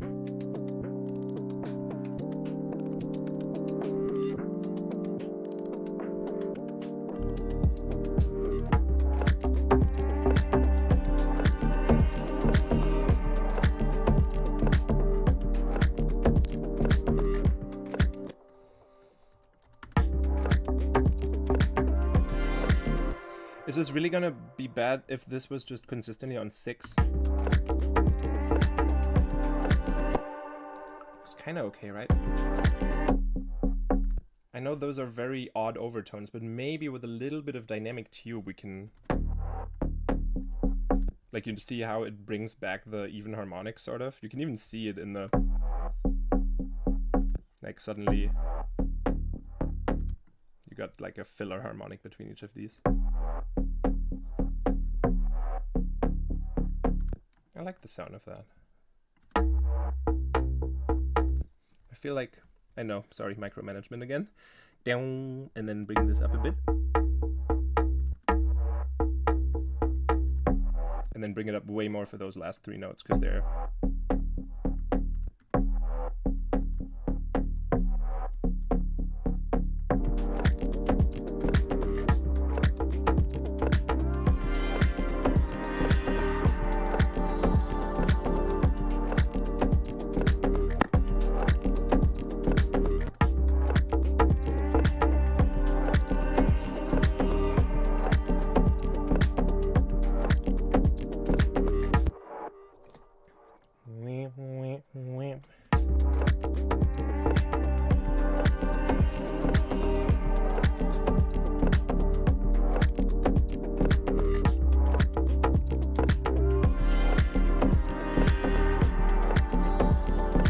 Oh, here's a different note from here.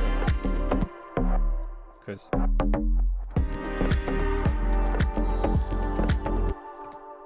And we can also be funky sometimes, like we could do something.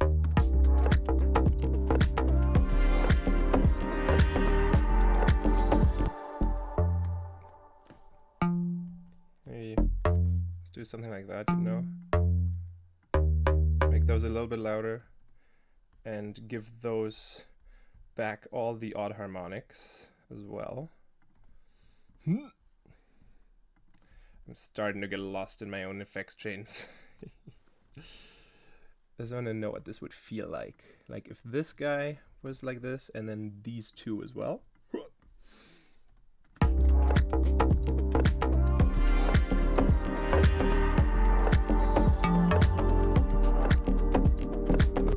These can be softer in terms of their velocity. Those two here.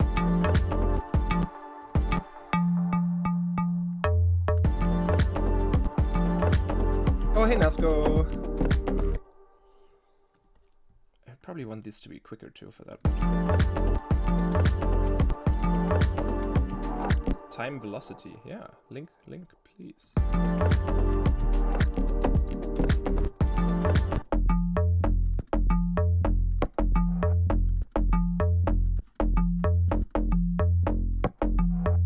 Yeah, kind of like that.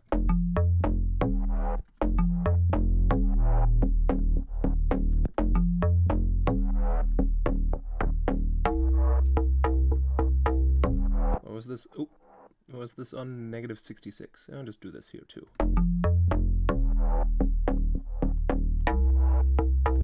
Cool. Corpus.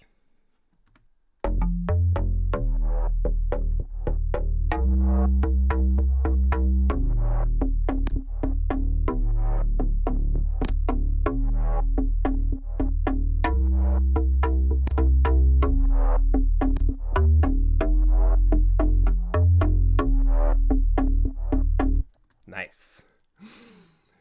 Oh, I came up with the name Virtual Riot when I was 13 or 14 and I didn't know English that well and I thought it sounded cool and now I'm stuck with it.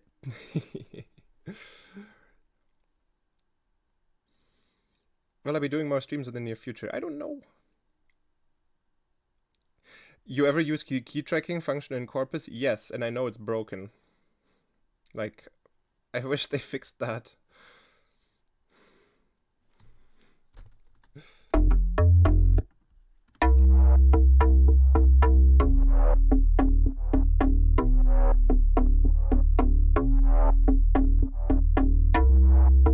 Maybe one day they'll fix it, that would be nice.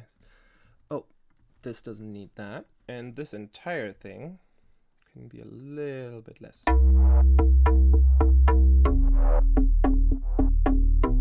Yeah.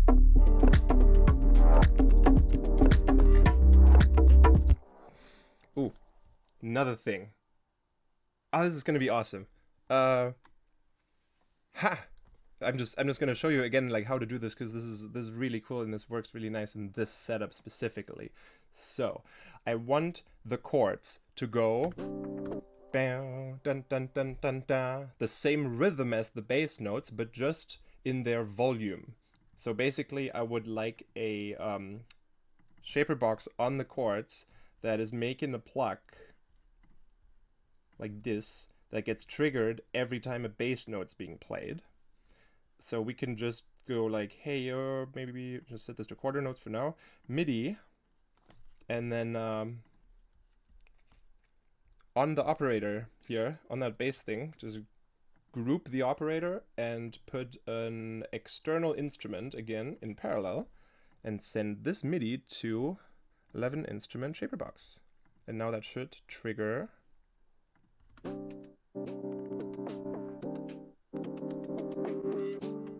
Yes. Chroma is great. Love the plugin. Oh, Baby Chroma on the upper harmonics. I don't have it installed right now. I had it installed when I tried it, when you gave it to me to try it out, and I don't know where it went. I have Chromaphone. Did the beta version uninstall itself? Did you guys do some weird remote desktop thing there? I used the right code, but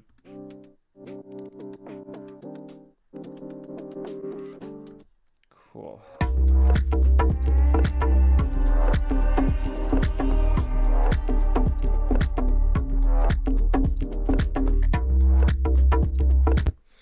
You know what? Let's put this group with the vocals and those chords into one big group, and then that gets the shaper box, and then that goes to 11 group. Yeah.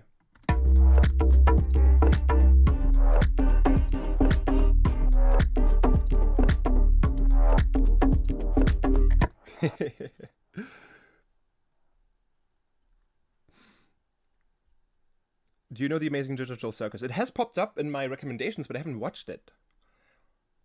Yeah, Chrome is now VST3 removed. Favorite coding language? Contact scripting. Contact KSP scripts. It's very like basic. I don't think it's anything fancy. Yeah,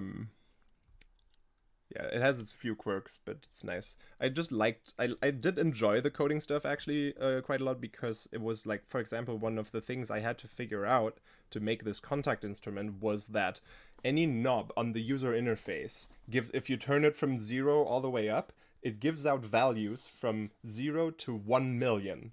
That's like the values every knob will send out. And I had to convert that to -24 to +24 in incremental quantized steps.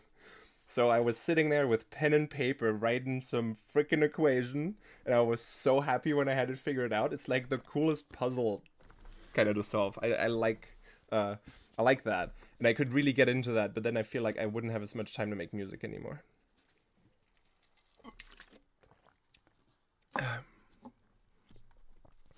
Any tips on releasing without a distributor? No, I will probably do that in the future maybe, but then I will learn about it. Sorry, there's so many questions, I know. I just want to get this to a state where I'm happy with it real quick. Like, especially...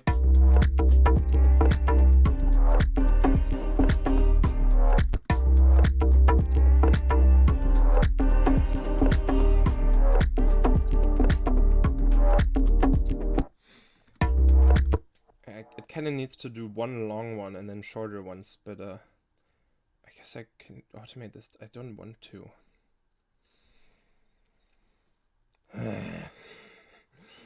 Fine. Yeah, screw it. I'm just making a MIDI track here. I'm gonna copy this MIDI over. And I'll make another MIDI track.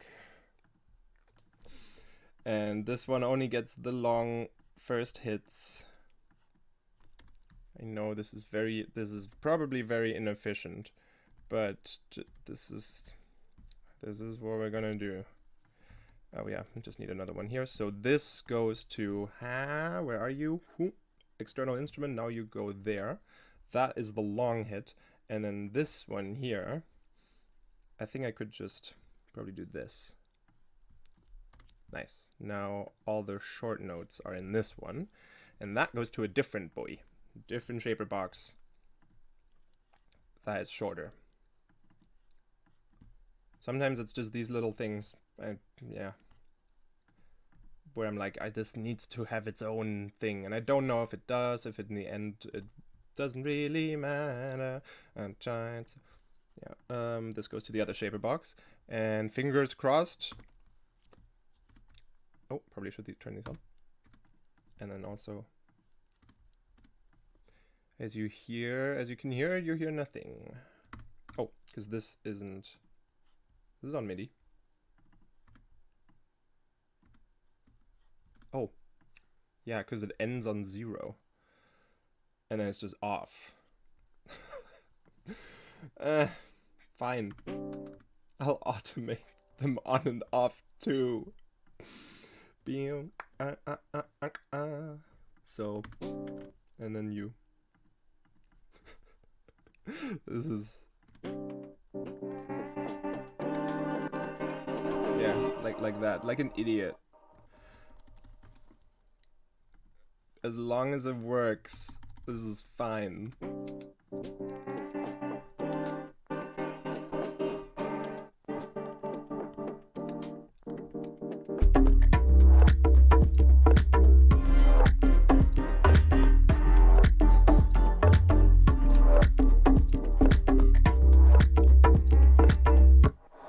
Nice. I feel like we can allow a little bit of like maybe echo after this though, so that it's not completely dry. Or maybe there's going to be something else as well in the background. Wait, which one? Transit? But this isn't a transition.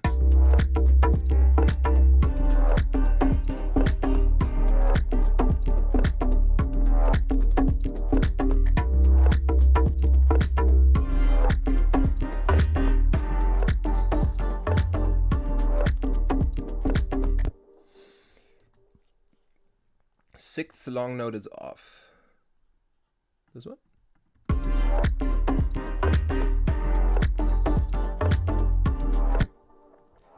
Also, I kind of want to dun here. But only on the, as you might have heard, only on those, on this.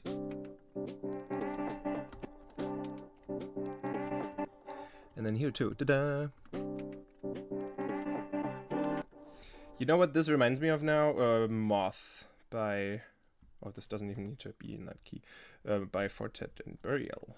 Very cool song that came out recently, but it's been on YouTube for 14 years, I think. Still love it. Absolutely good. Moin. Thanks, Nasco. Favorite non-EDM song? I like a lot of screamo emo-y stuff, like Enter Shikari, but it would be hard to pick my favorite Enter Shikari song. What's your favorite chord? What's your favorite key? Favorite chord is the double fifth, like C, G, and then the D, like a fifth with a ninth. Favorite key? I like C minor, actually, to write in, more than A minor.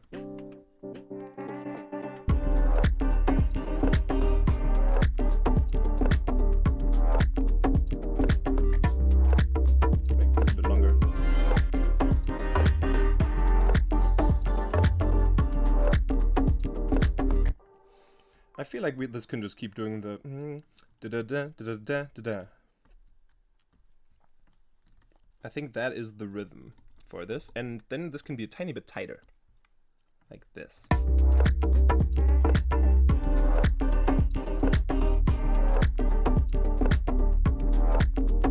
Maybe it doesn't need to be on 100%.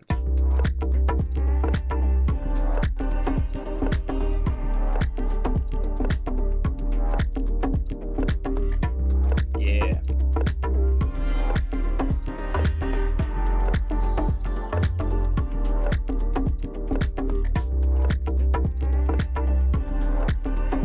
Very ASMR with those percussions. I like it. Oh yeah, no, I was thinking that as well, like melody. I will show you. How does you normally live stream? This question does not apply.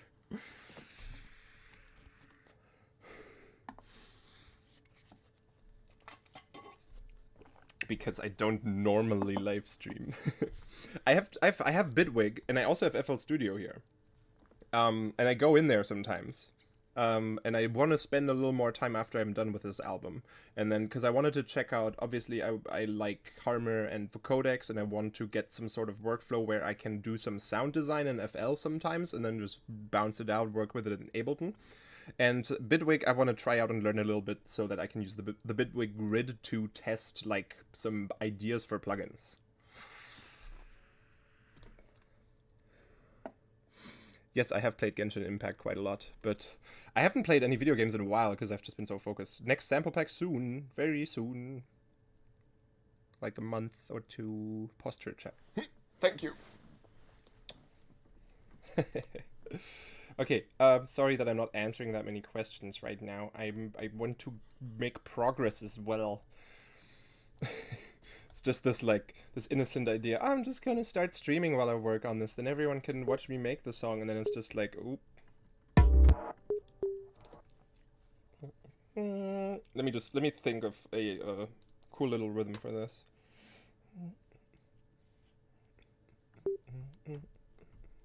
Maybe.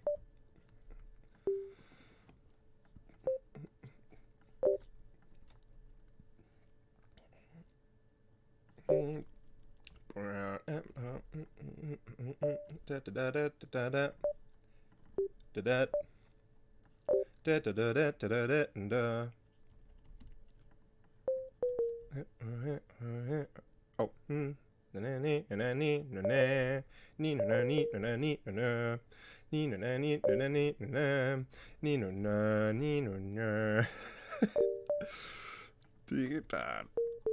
Kind of like that. This needs the groove. I almost want to duplicate this and then have this one be stronger. Like, have you on like 80. And then this is the strong. Just gonna name it so it's easier to find in the future. So, you know what I hate the most about Ableton 12? It's such a small little issue, but that the groove pull button isn't there and I have to Option Command G. I know I'm used to it now, but I still don't like it. Oh, also the track delays are kind of, some people were like, hey, where are those? This is also, these buttons here are gone. You gotta go under View, Arrangement Track Controls, In-Out Volume Track Options, Return Tracks. That's where you find it.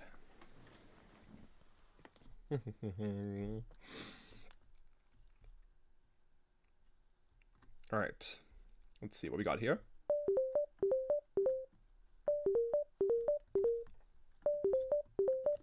Yep. Exactly what I was thinking. And these type of sine plugs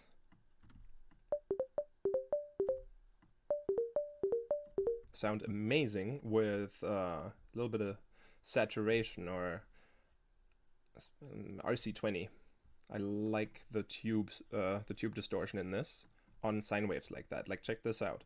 First, we're gonna add noise that follows the plugs and is pretty bright.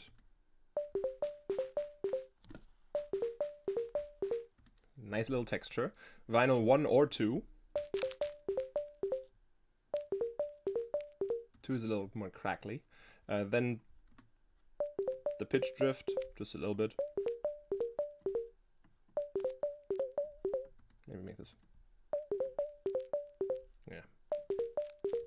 And then the tube.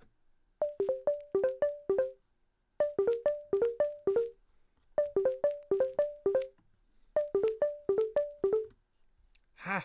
I love it!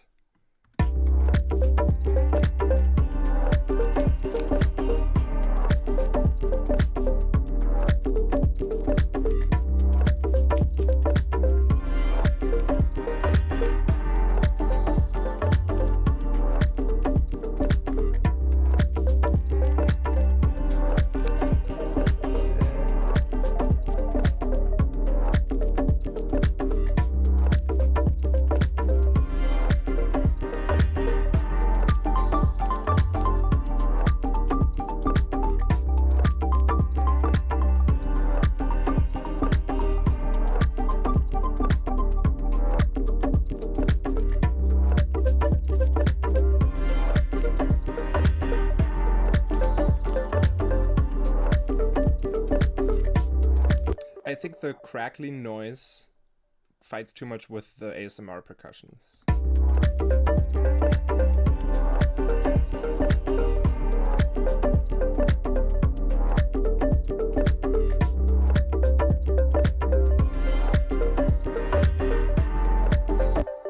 Maybe we can do something where it's like... yeah. Because I do like the dryness sometimes here. Like now, at this point now, this whole group with the vocals and the chords. Like these shaper boxes are at 70, maybe even, I can even put them to 75. Probably doesn't make that big of a difference, but the delay I initially put after these to make it a little more glued together again is really not necessary anymore. And if it sounds full without you having to drown stuff in reverb and delay, it's usually a good sign.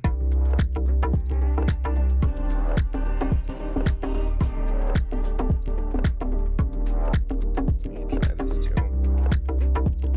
Ah, sorry. I slipped.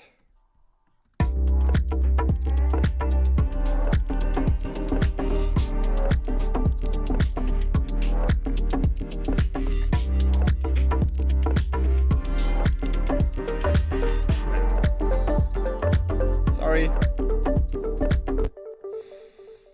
I awake. Tiny little bursts of volume aren't gonna be as like damaging to your ears than consistent volume at a level that you think is still okay. Like airplanes, honestly. Anything on the master? No. Okay, I think this should start with this. Also, this is the same pad. I made this before I started the stream. This is the same thing as this, but maybe I did like one or two things differently.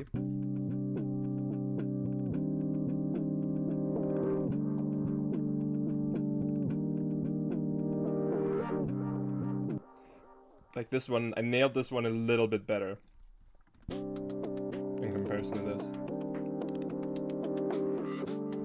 Like the little swell with the distortion just was better in the old version.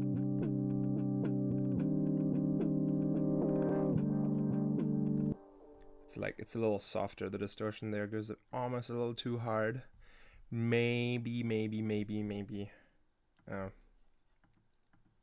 Turn this off. I won't delete this. But I also tried to be smart here, and in the old version I linked this LFO that's doing like the little filter up movement and little distortion sweep also goes to the master volume and turns it down a bit so that it doesn't suddenly jump at you. But I feel like a little bit can come back from that. Like, it's almost too quiet. This is good. And then probably just a little bit of compression afterwards.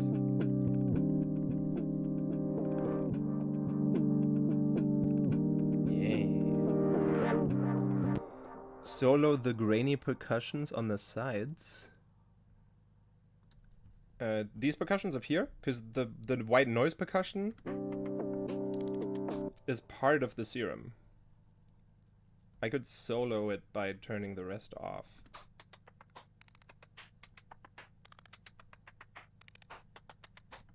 Hehe. It's just the noise oscillator. Making some hi-hats. Do you ever use Vital? Yeah, let's use Vital. Let's go.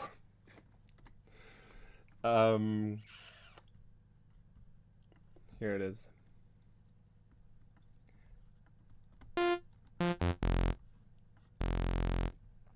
How I like to use Vital is I use the saw, and I'm gonna just load a sign for a sub here. Phase not randomized, and then LFO1 is gonna be a little steppy boy, kind of something like start here, something like this on quarter notes, and then LFO2 is gonna be something like this, also on quarter notes. LFO2 does the level of A and B. And LFO1 goes on this one. And then we change this to random amplitudes.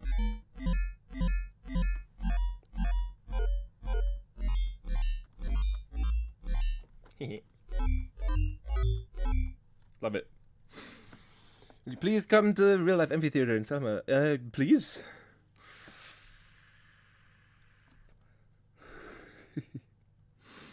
Yeah, random was great. I did make a glitch hop song. This is 110 BPM. This could be glitch hop. This could be glitch hop.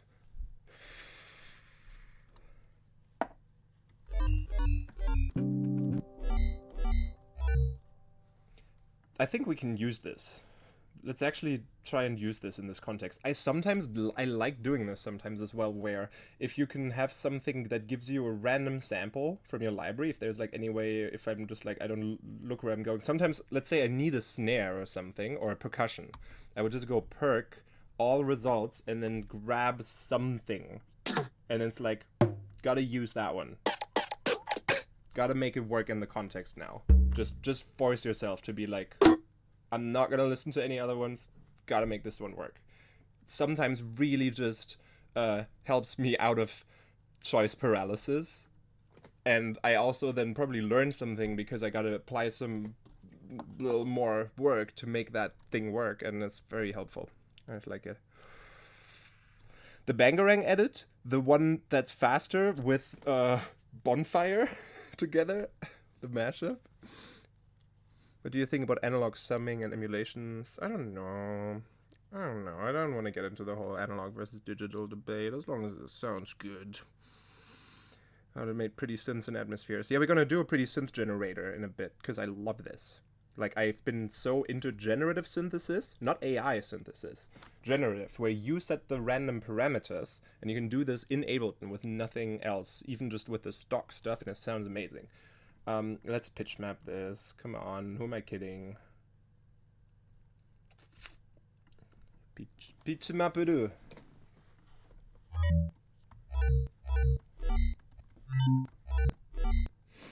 Alright, I'm gonna be custom, though. I'm gonna customize this, and I'm gonna take the sub off for now. So this is C minor, right? So I'm just gonna do this by myself. Like, I just want it to be like nah, nah, nah, nah, nah, nah, nah, nah, nah.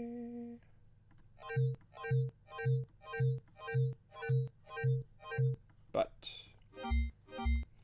I don't just want it to be the classic pentatonic thing. I think we can add in some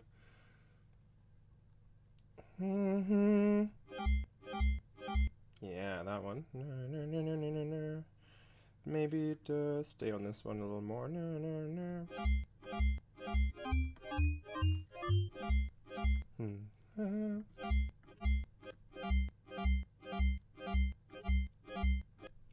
Yeah. That sounds cool, I like. In fact, Christian! Oh, hi! Yo, everybody's just meeting up in the chat. I love it. This is great. I love you so much. Ah, das ist incredible. Hallo! Wir machen gerade irgendwie so filmmusikmäßiges Zeug. If you've been joining after I made this, this is me. I recorded my voice with my iPhone and then processed it to do this. I'm gonna take off the effects really quick so you can hear the embarrassing original. And I was making a point how it's okay, like how you need to have no shame with some of these things. Oh yeah. This is already auto-tuned. So, I'm kind of cheating here.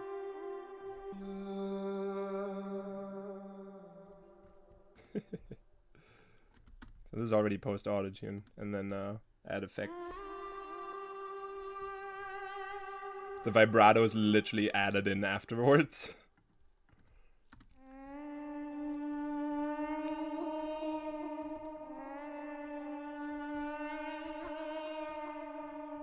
I actually did want to try putting a chorus before that distortion. Sometimes that can help.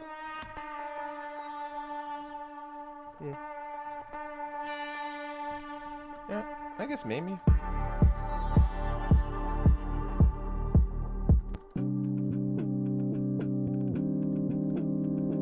Oh, I never moved. Oh, wait. Oh no, this is going there. I was like, where did the MIDI for the harmony engine go? Oh, this actually the input though. This can go up. This can be turned off because that already goes through.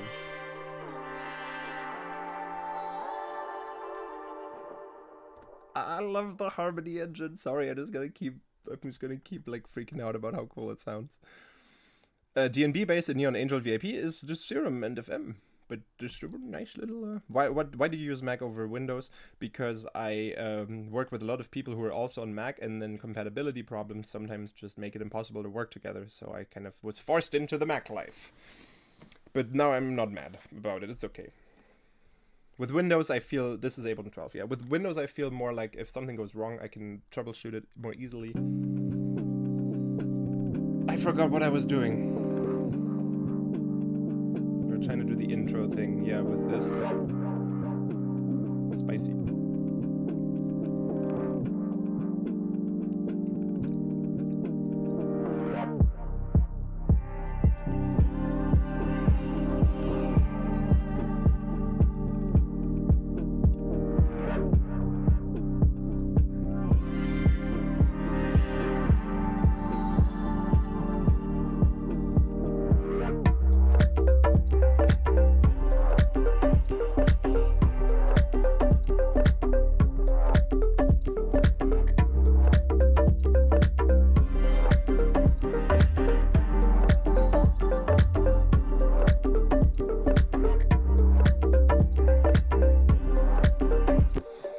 Why is the clonk of that bass coming through? Is this because I often did this? Yeah, I guess it comes through the top here. Let's do this. That's a little more extreme here, please. Also, I'm gonna keep this pretty tight, and then if I want something to pump harder for a sidechain, I will just give it its own little pump thing.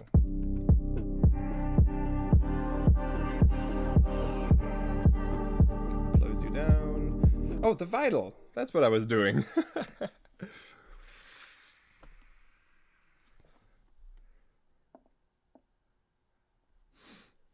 my discography in Geometry Dash. Yeah, that sounds awesome.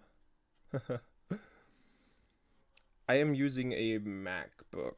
It is the M3 Mac. I do have a PC, but just not here at the moment. I think it's like 3080 Supers or 4080 Supers in there. And I did use that. I use that for like making visuals sometimes. Yeah, okay, the Vital. I was gonna try and use this. First, let's see.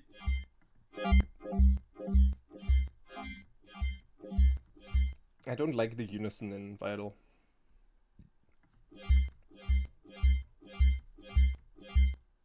I just think it's not as high quality. Maybe I have to change the quality to high CPU for it to be better. I don't know. Okay, we got that.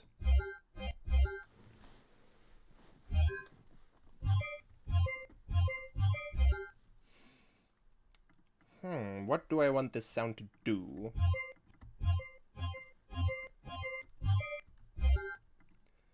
I'm gonna set these to envelope first, because I feel like I might want that. And then, okay, make it a bit faster.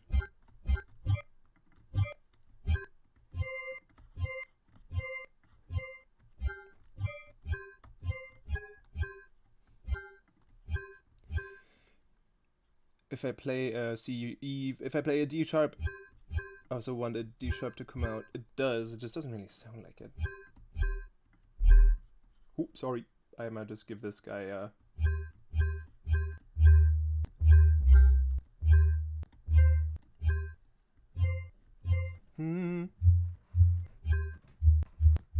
Well, this is the right one.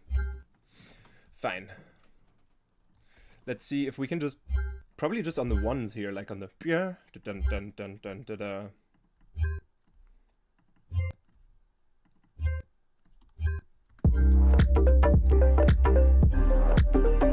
This will make sense.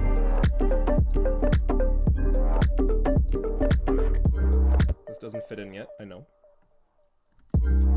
Give me a moment, let me cook.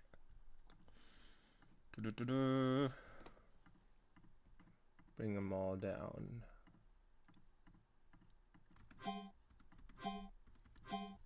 First that, then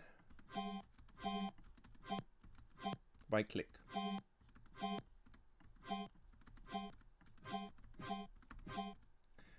I might just have you be free. Like...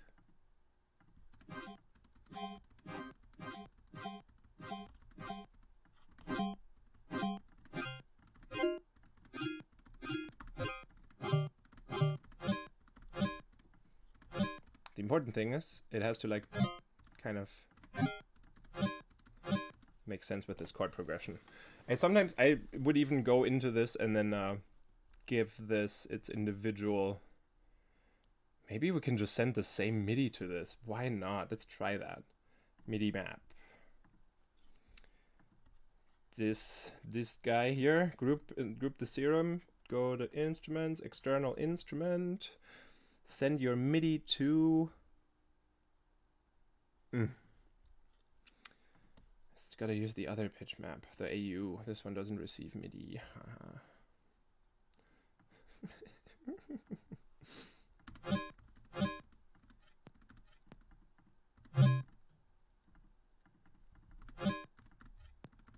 Micromanagement it is.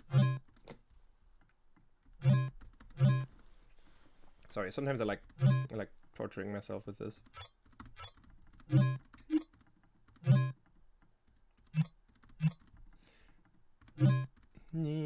That sounds nice.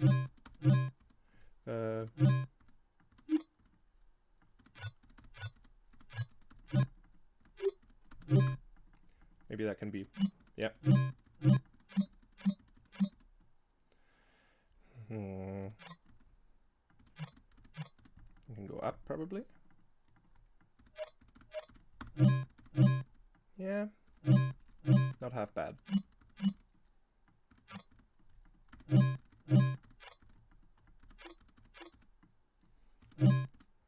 Sorry, I know this is taking a moment.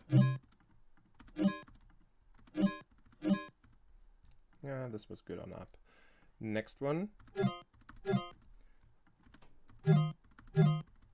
Yeah, that's important. This one doesn't really matter.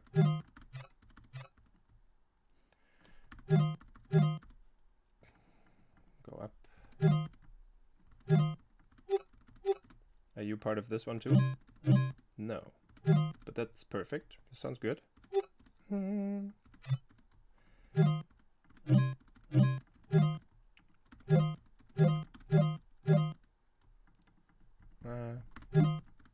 Yeah.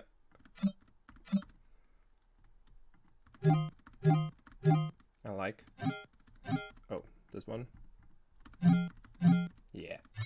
Oh. Yeah. I sometimes prefer this over setting it MIDI. This one is not in use for this, so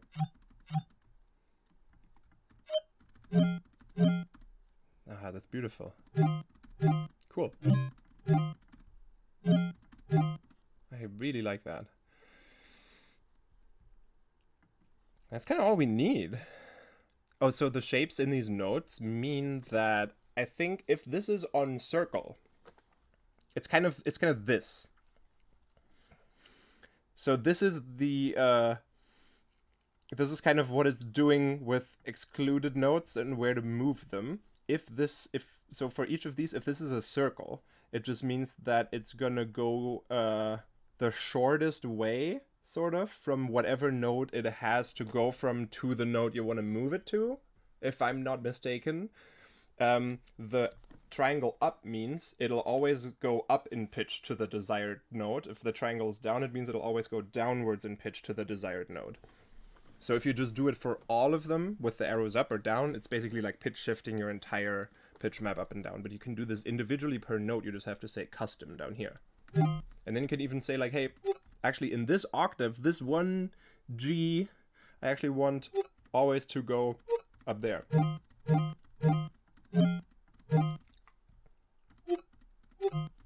So that's nice. I wish Vital was free.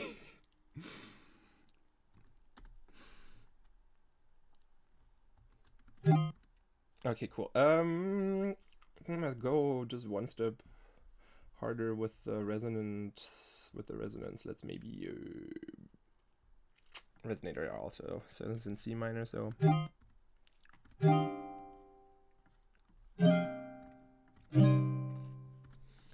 yeah, let's because I don't have Chroma installed, but I do have the resonator. Shout out Xynth. And yes, you guessed it. This is getting MIDI from over here. So Vital, resonator, MIDI.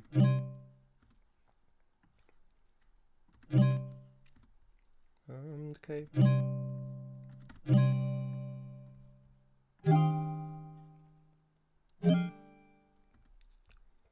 Oh, that one doesn't work because it's a different chord. I kind of like made it do a different chord. Damn it. Does that still sound okay? Oh boy, I gotta fix that first. Damn it. Like.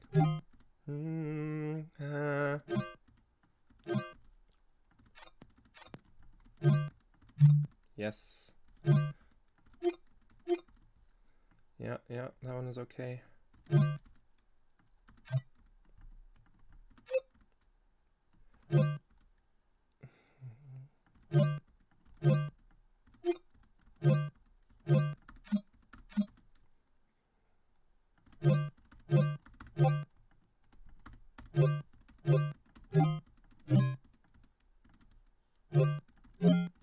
That still works. That's okay. Should. Yeah. And. Yeah, beautiful. Saved project. Yeah, project is saved. This point in music career is it more creativity or knowledge that's more prominent in your craft? I feel like it's a mixture of both. Like knowing what you can do, sort of, with the tools that you have. Just like having sort of.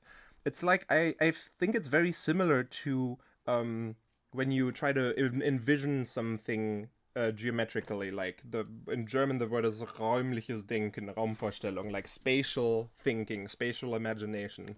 You know, when you're building Legos and you're thinking of a shape that you want to build, and then you know kind of what you got to put together in what way to get that shape.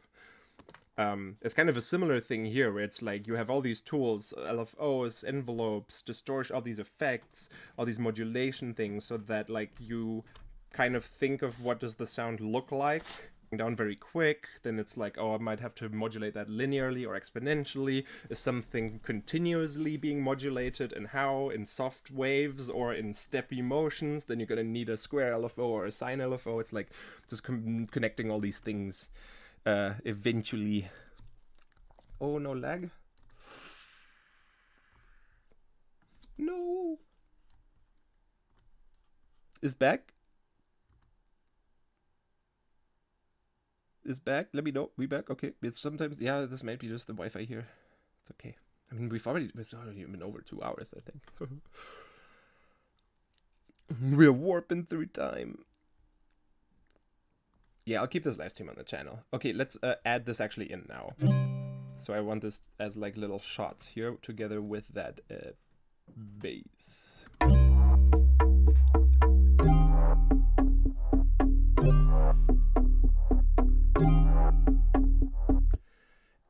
kind of want to use a hybrid reverb.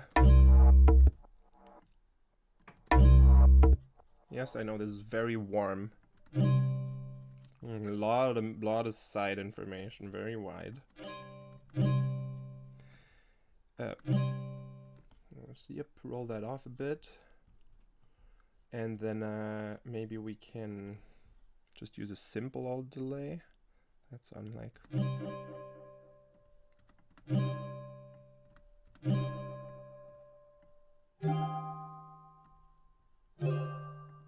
Something like that. And maybe also new samples. Oh, I've got some fun samples I've made recently.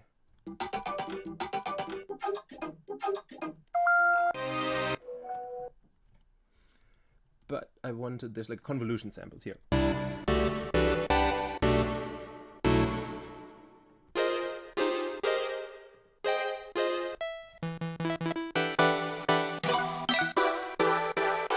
Those are all very a little too cute. This one might work. I'm gonna duplicate this hybrid reverb in case I mess it up. But let's try this one in here. And then this is an E. So I got it E. Let me see the me's in the chat. Good, tune this into the right. So if it's an E, it's gonna go up by 8 or down by 4.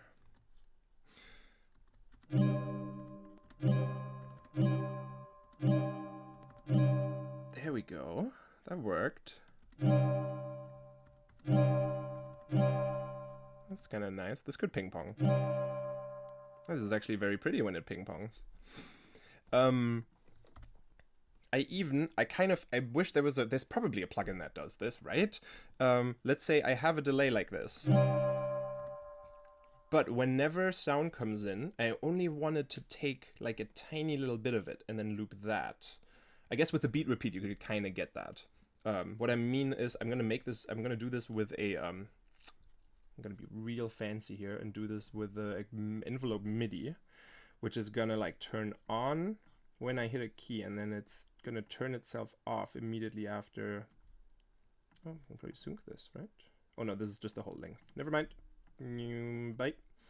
Have you remote control a utility that's before this delay that's basically chopping the sound off after a certain amount of time, so that only a short little, you kind of heard it, only that goes through the delay,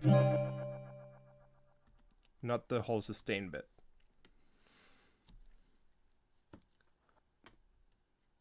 Plug in my computer.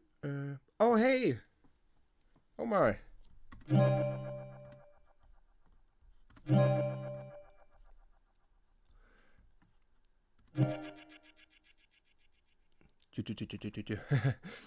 The sniffers are gathered here today. What? And they deleted or retracted. Thank you for Ben's people that don't say E. Thank you for taking care of the chat, by the way. That is hi. Aww. Yeah, we just added vital and pitch map, so it's really getting there now. Last little addition I like to use, if I use the hybrid reverb for color basey stuff, I do like using the feedback in here with the pre-delay. So I just try to have it ring at a note that sounds like it fits in. So I'm just gonna... Yeah, that works. Okay, now this does need some EQing, and then we can just listen to the whole thing as far as it is now. Oh yeah, this is very... Maybe a little bit... A little bit more careful. Yeah, that's kind of good. A little compressor too. Yeah, kind of like that. Okay. There's no real transitions yet. I do want to throw in a sample though. Sorry.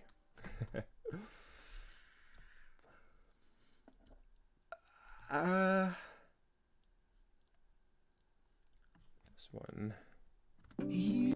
Oh, is it in the right key immediately? Is this in C minor? Please be. That would be awesome. Almost. Things like a little bit off.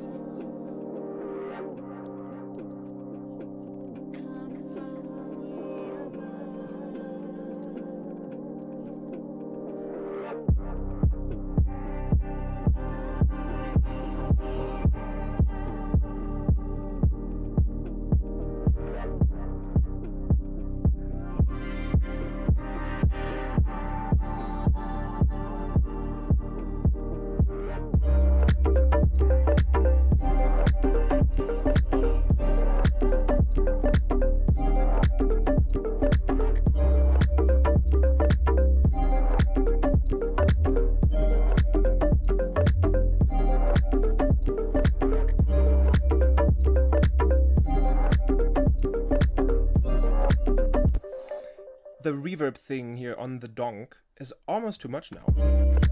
Like the vital completely the vital thing is completely enough. Maybe instead of this being like this pull, this like reverb throw reverse type thing, this could instead, because that kind of clashes with the vital hit being like a decaying one. This one kind of goes up in volume. If this did a similar thing, and we just had it like this, like a kind of. Wait, I can kind of. I'm gonna do 2 in a row here, and then also, oh god, because I'm lazy, you go on 1 entire bar, kind of like that. Still a bit loud. Might just. And then, yeah, that's better. And then does that work well with the vital? Yes.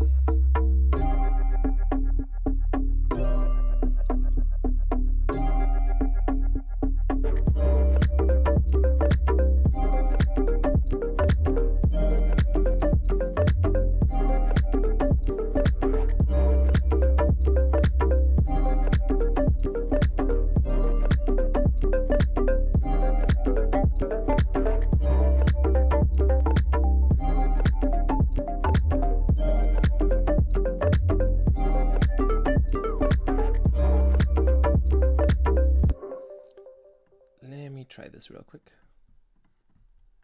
What if you did the volume for him, like, yeah, and then no, it didn't crash. Everything's okay. Oh, I scared myself there. Why so many auto pans? Because I'm lazy and I don't want to automate.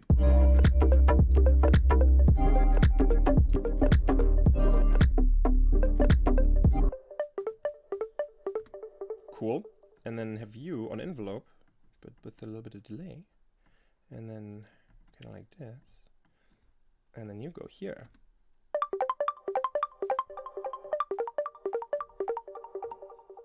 No BPM.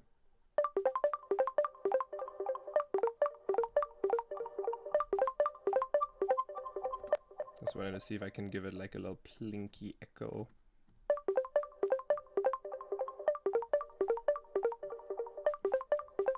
Maybe that can be unison, like that could be stereo.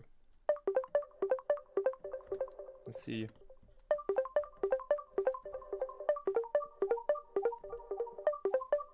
It's kind of interesting. I'm just playing around. I just want to see where this goes.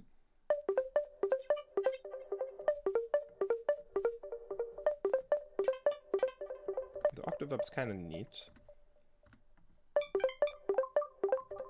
What if it was a fifth?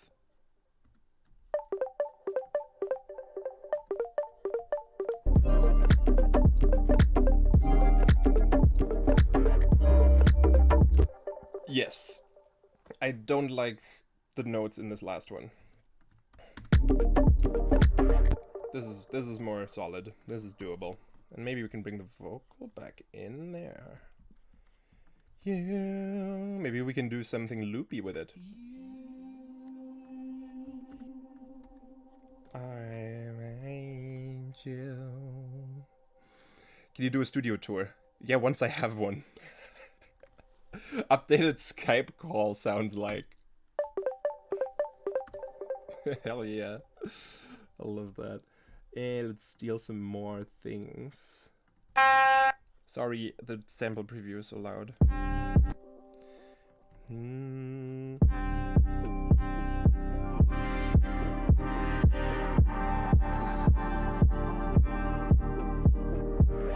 Why does it end so fast? I'll loop you. Yes, and also let's also use a pad from the Atmospheres pack too.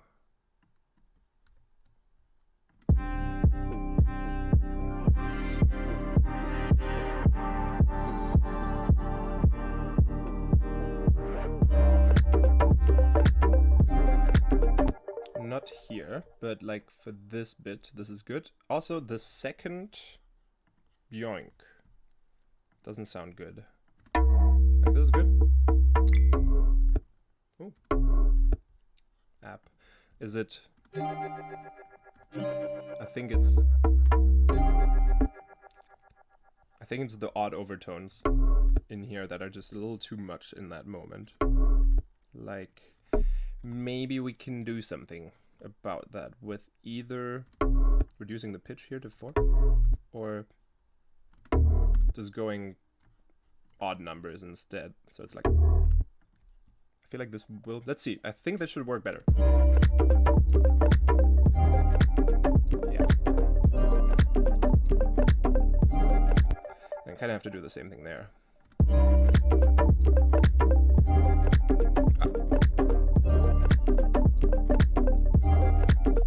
You all ever produce in a way where like you start playing the tune you're working on from like over here and you need to fix something back here and you have to get it done in time until like while it's playing and you gotta like race against the playhead?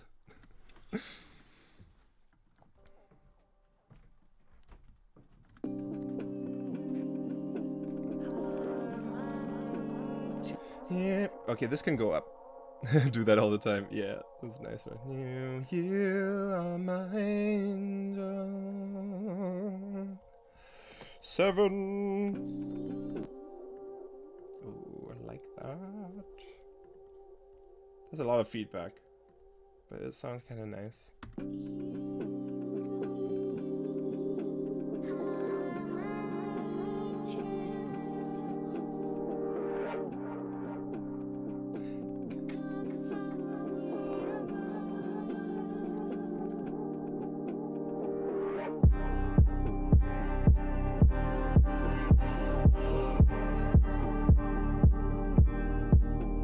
Good night, Enschka.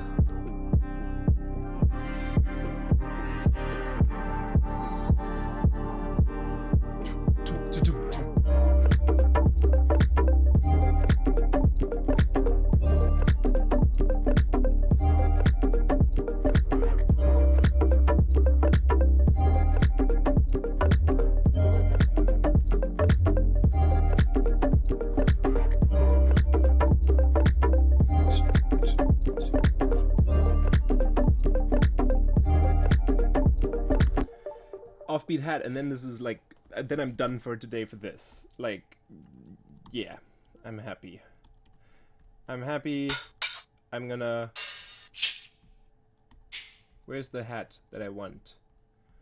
Here. I'm gonna do like a super quick mastering chain, and then I'll make sure you all get this. Like, I'll post a download link. Just of this version, because it's like, at this point, you could just rip it from the stream anyway. Might as well have a good quality WAV. So. Hört sich durchaus angenehm an. Oh, dankeschön. Quite pleasant. Someone said in German. It sounded quite pleasant. So deleting small projects that you don't plan on doing anything with? No. I've never deleted a project intentionally. I don't think, no. I've never deleted a project file.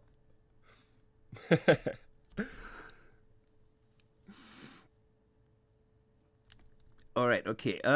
Porter Robinson's new track is great. It reminded me of Disco Ensemble Second Soul. Quite an old song. Just the like euphoria sort of that has, like the positivity just in the chords.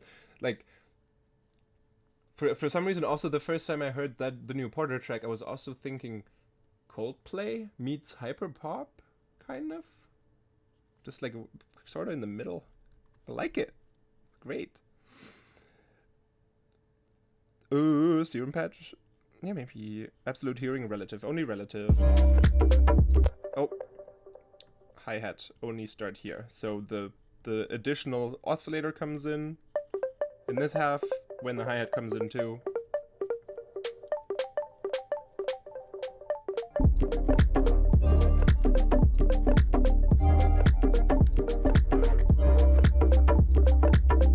It needs a tiny little bit of a fill here.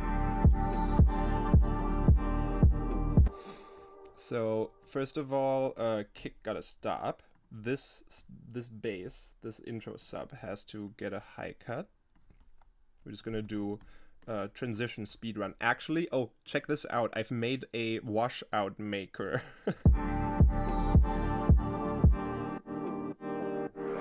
And it works really well. Let me show you what I mean by that. I'm working on this on this effect rack. It's not perfect yet, but it let's just throw this on the sidechain. So under audio effect racks, washout maker. I'm gonna save just in case this crashes, because this is a bit much that's happening here in this rack. But I'm very proud of how this is working. This is Ableton 12, yeah. What are you making stuff with only a rack, and now we want to actually mixing things now? Oh, just, I don't know. We're making unique experimental bass sound design. Just experimental. It's already in there. Experiment. Do stuff where you don't know if it's gonna work. Like, I like can too much reverb and delay from multiple instruments mess with the mix? Yeah, I try to use it. I love delay.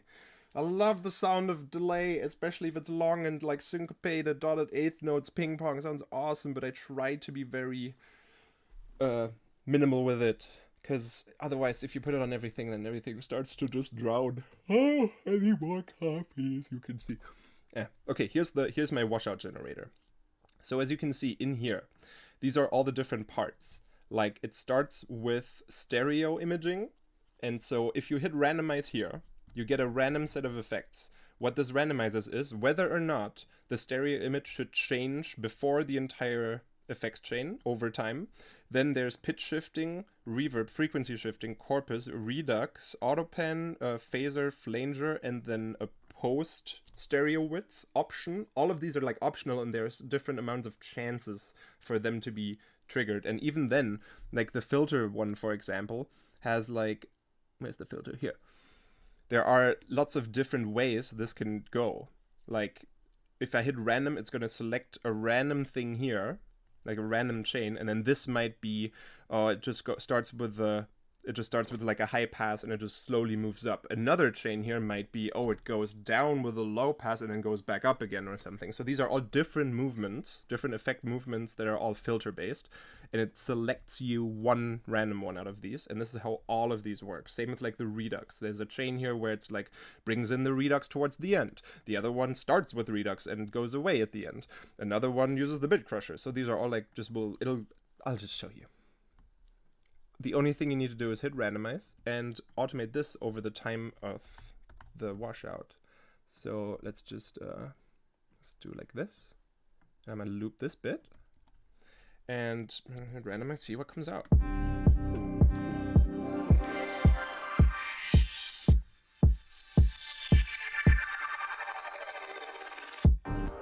That's pretty good. If you like that, you can then save it as cool washout 1 and then randomize again.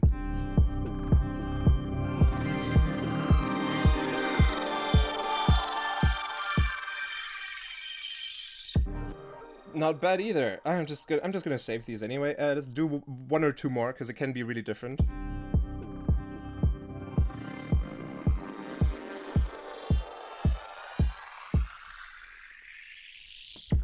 That one had some auto pan and some bit crusher, as you can hear. Try again. Oh, this one starts with a low pass.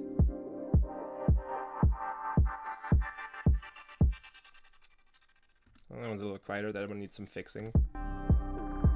This one has an octave grain thing. That's kind of dope.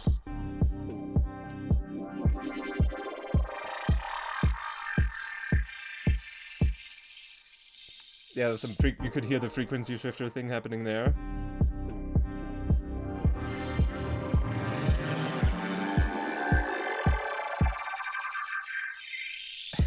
This one had the frequency shifter at the end going less. This one's awesome. I'm gonna save that one as frec shifter, and we're just gonna use that one.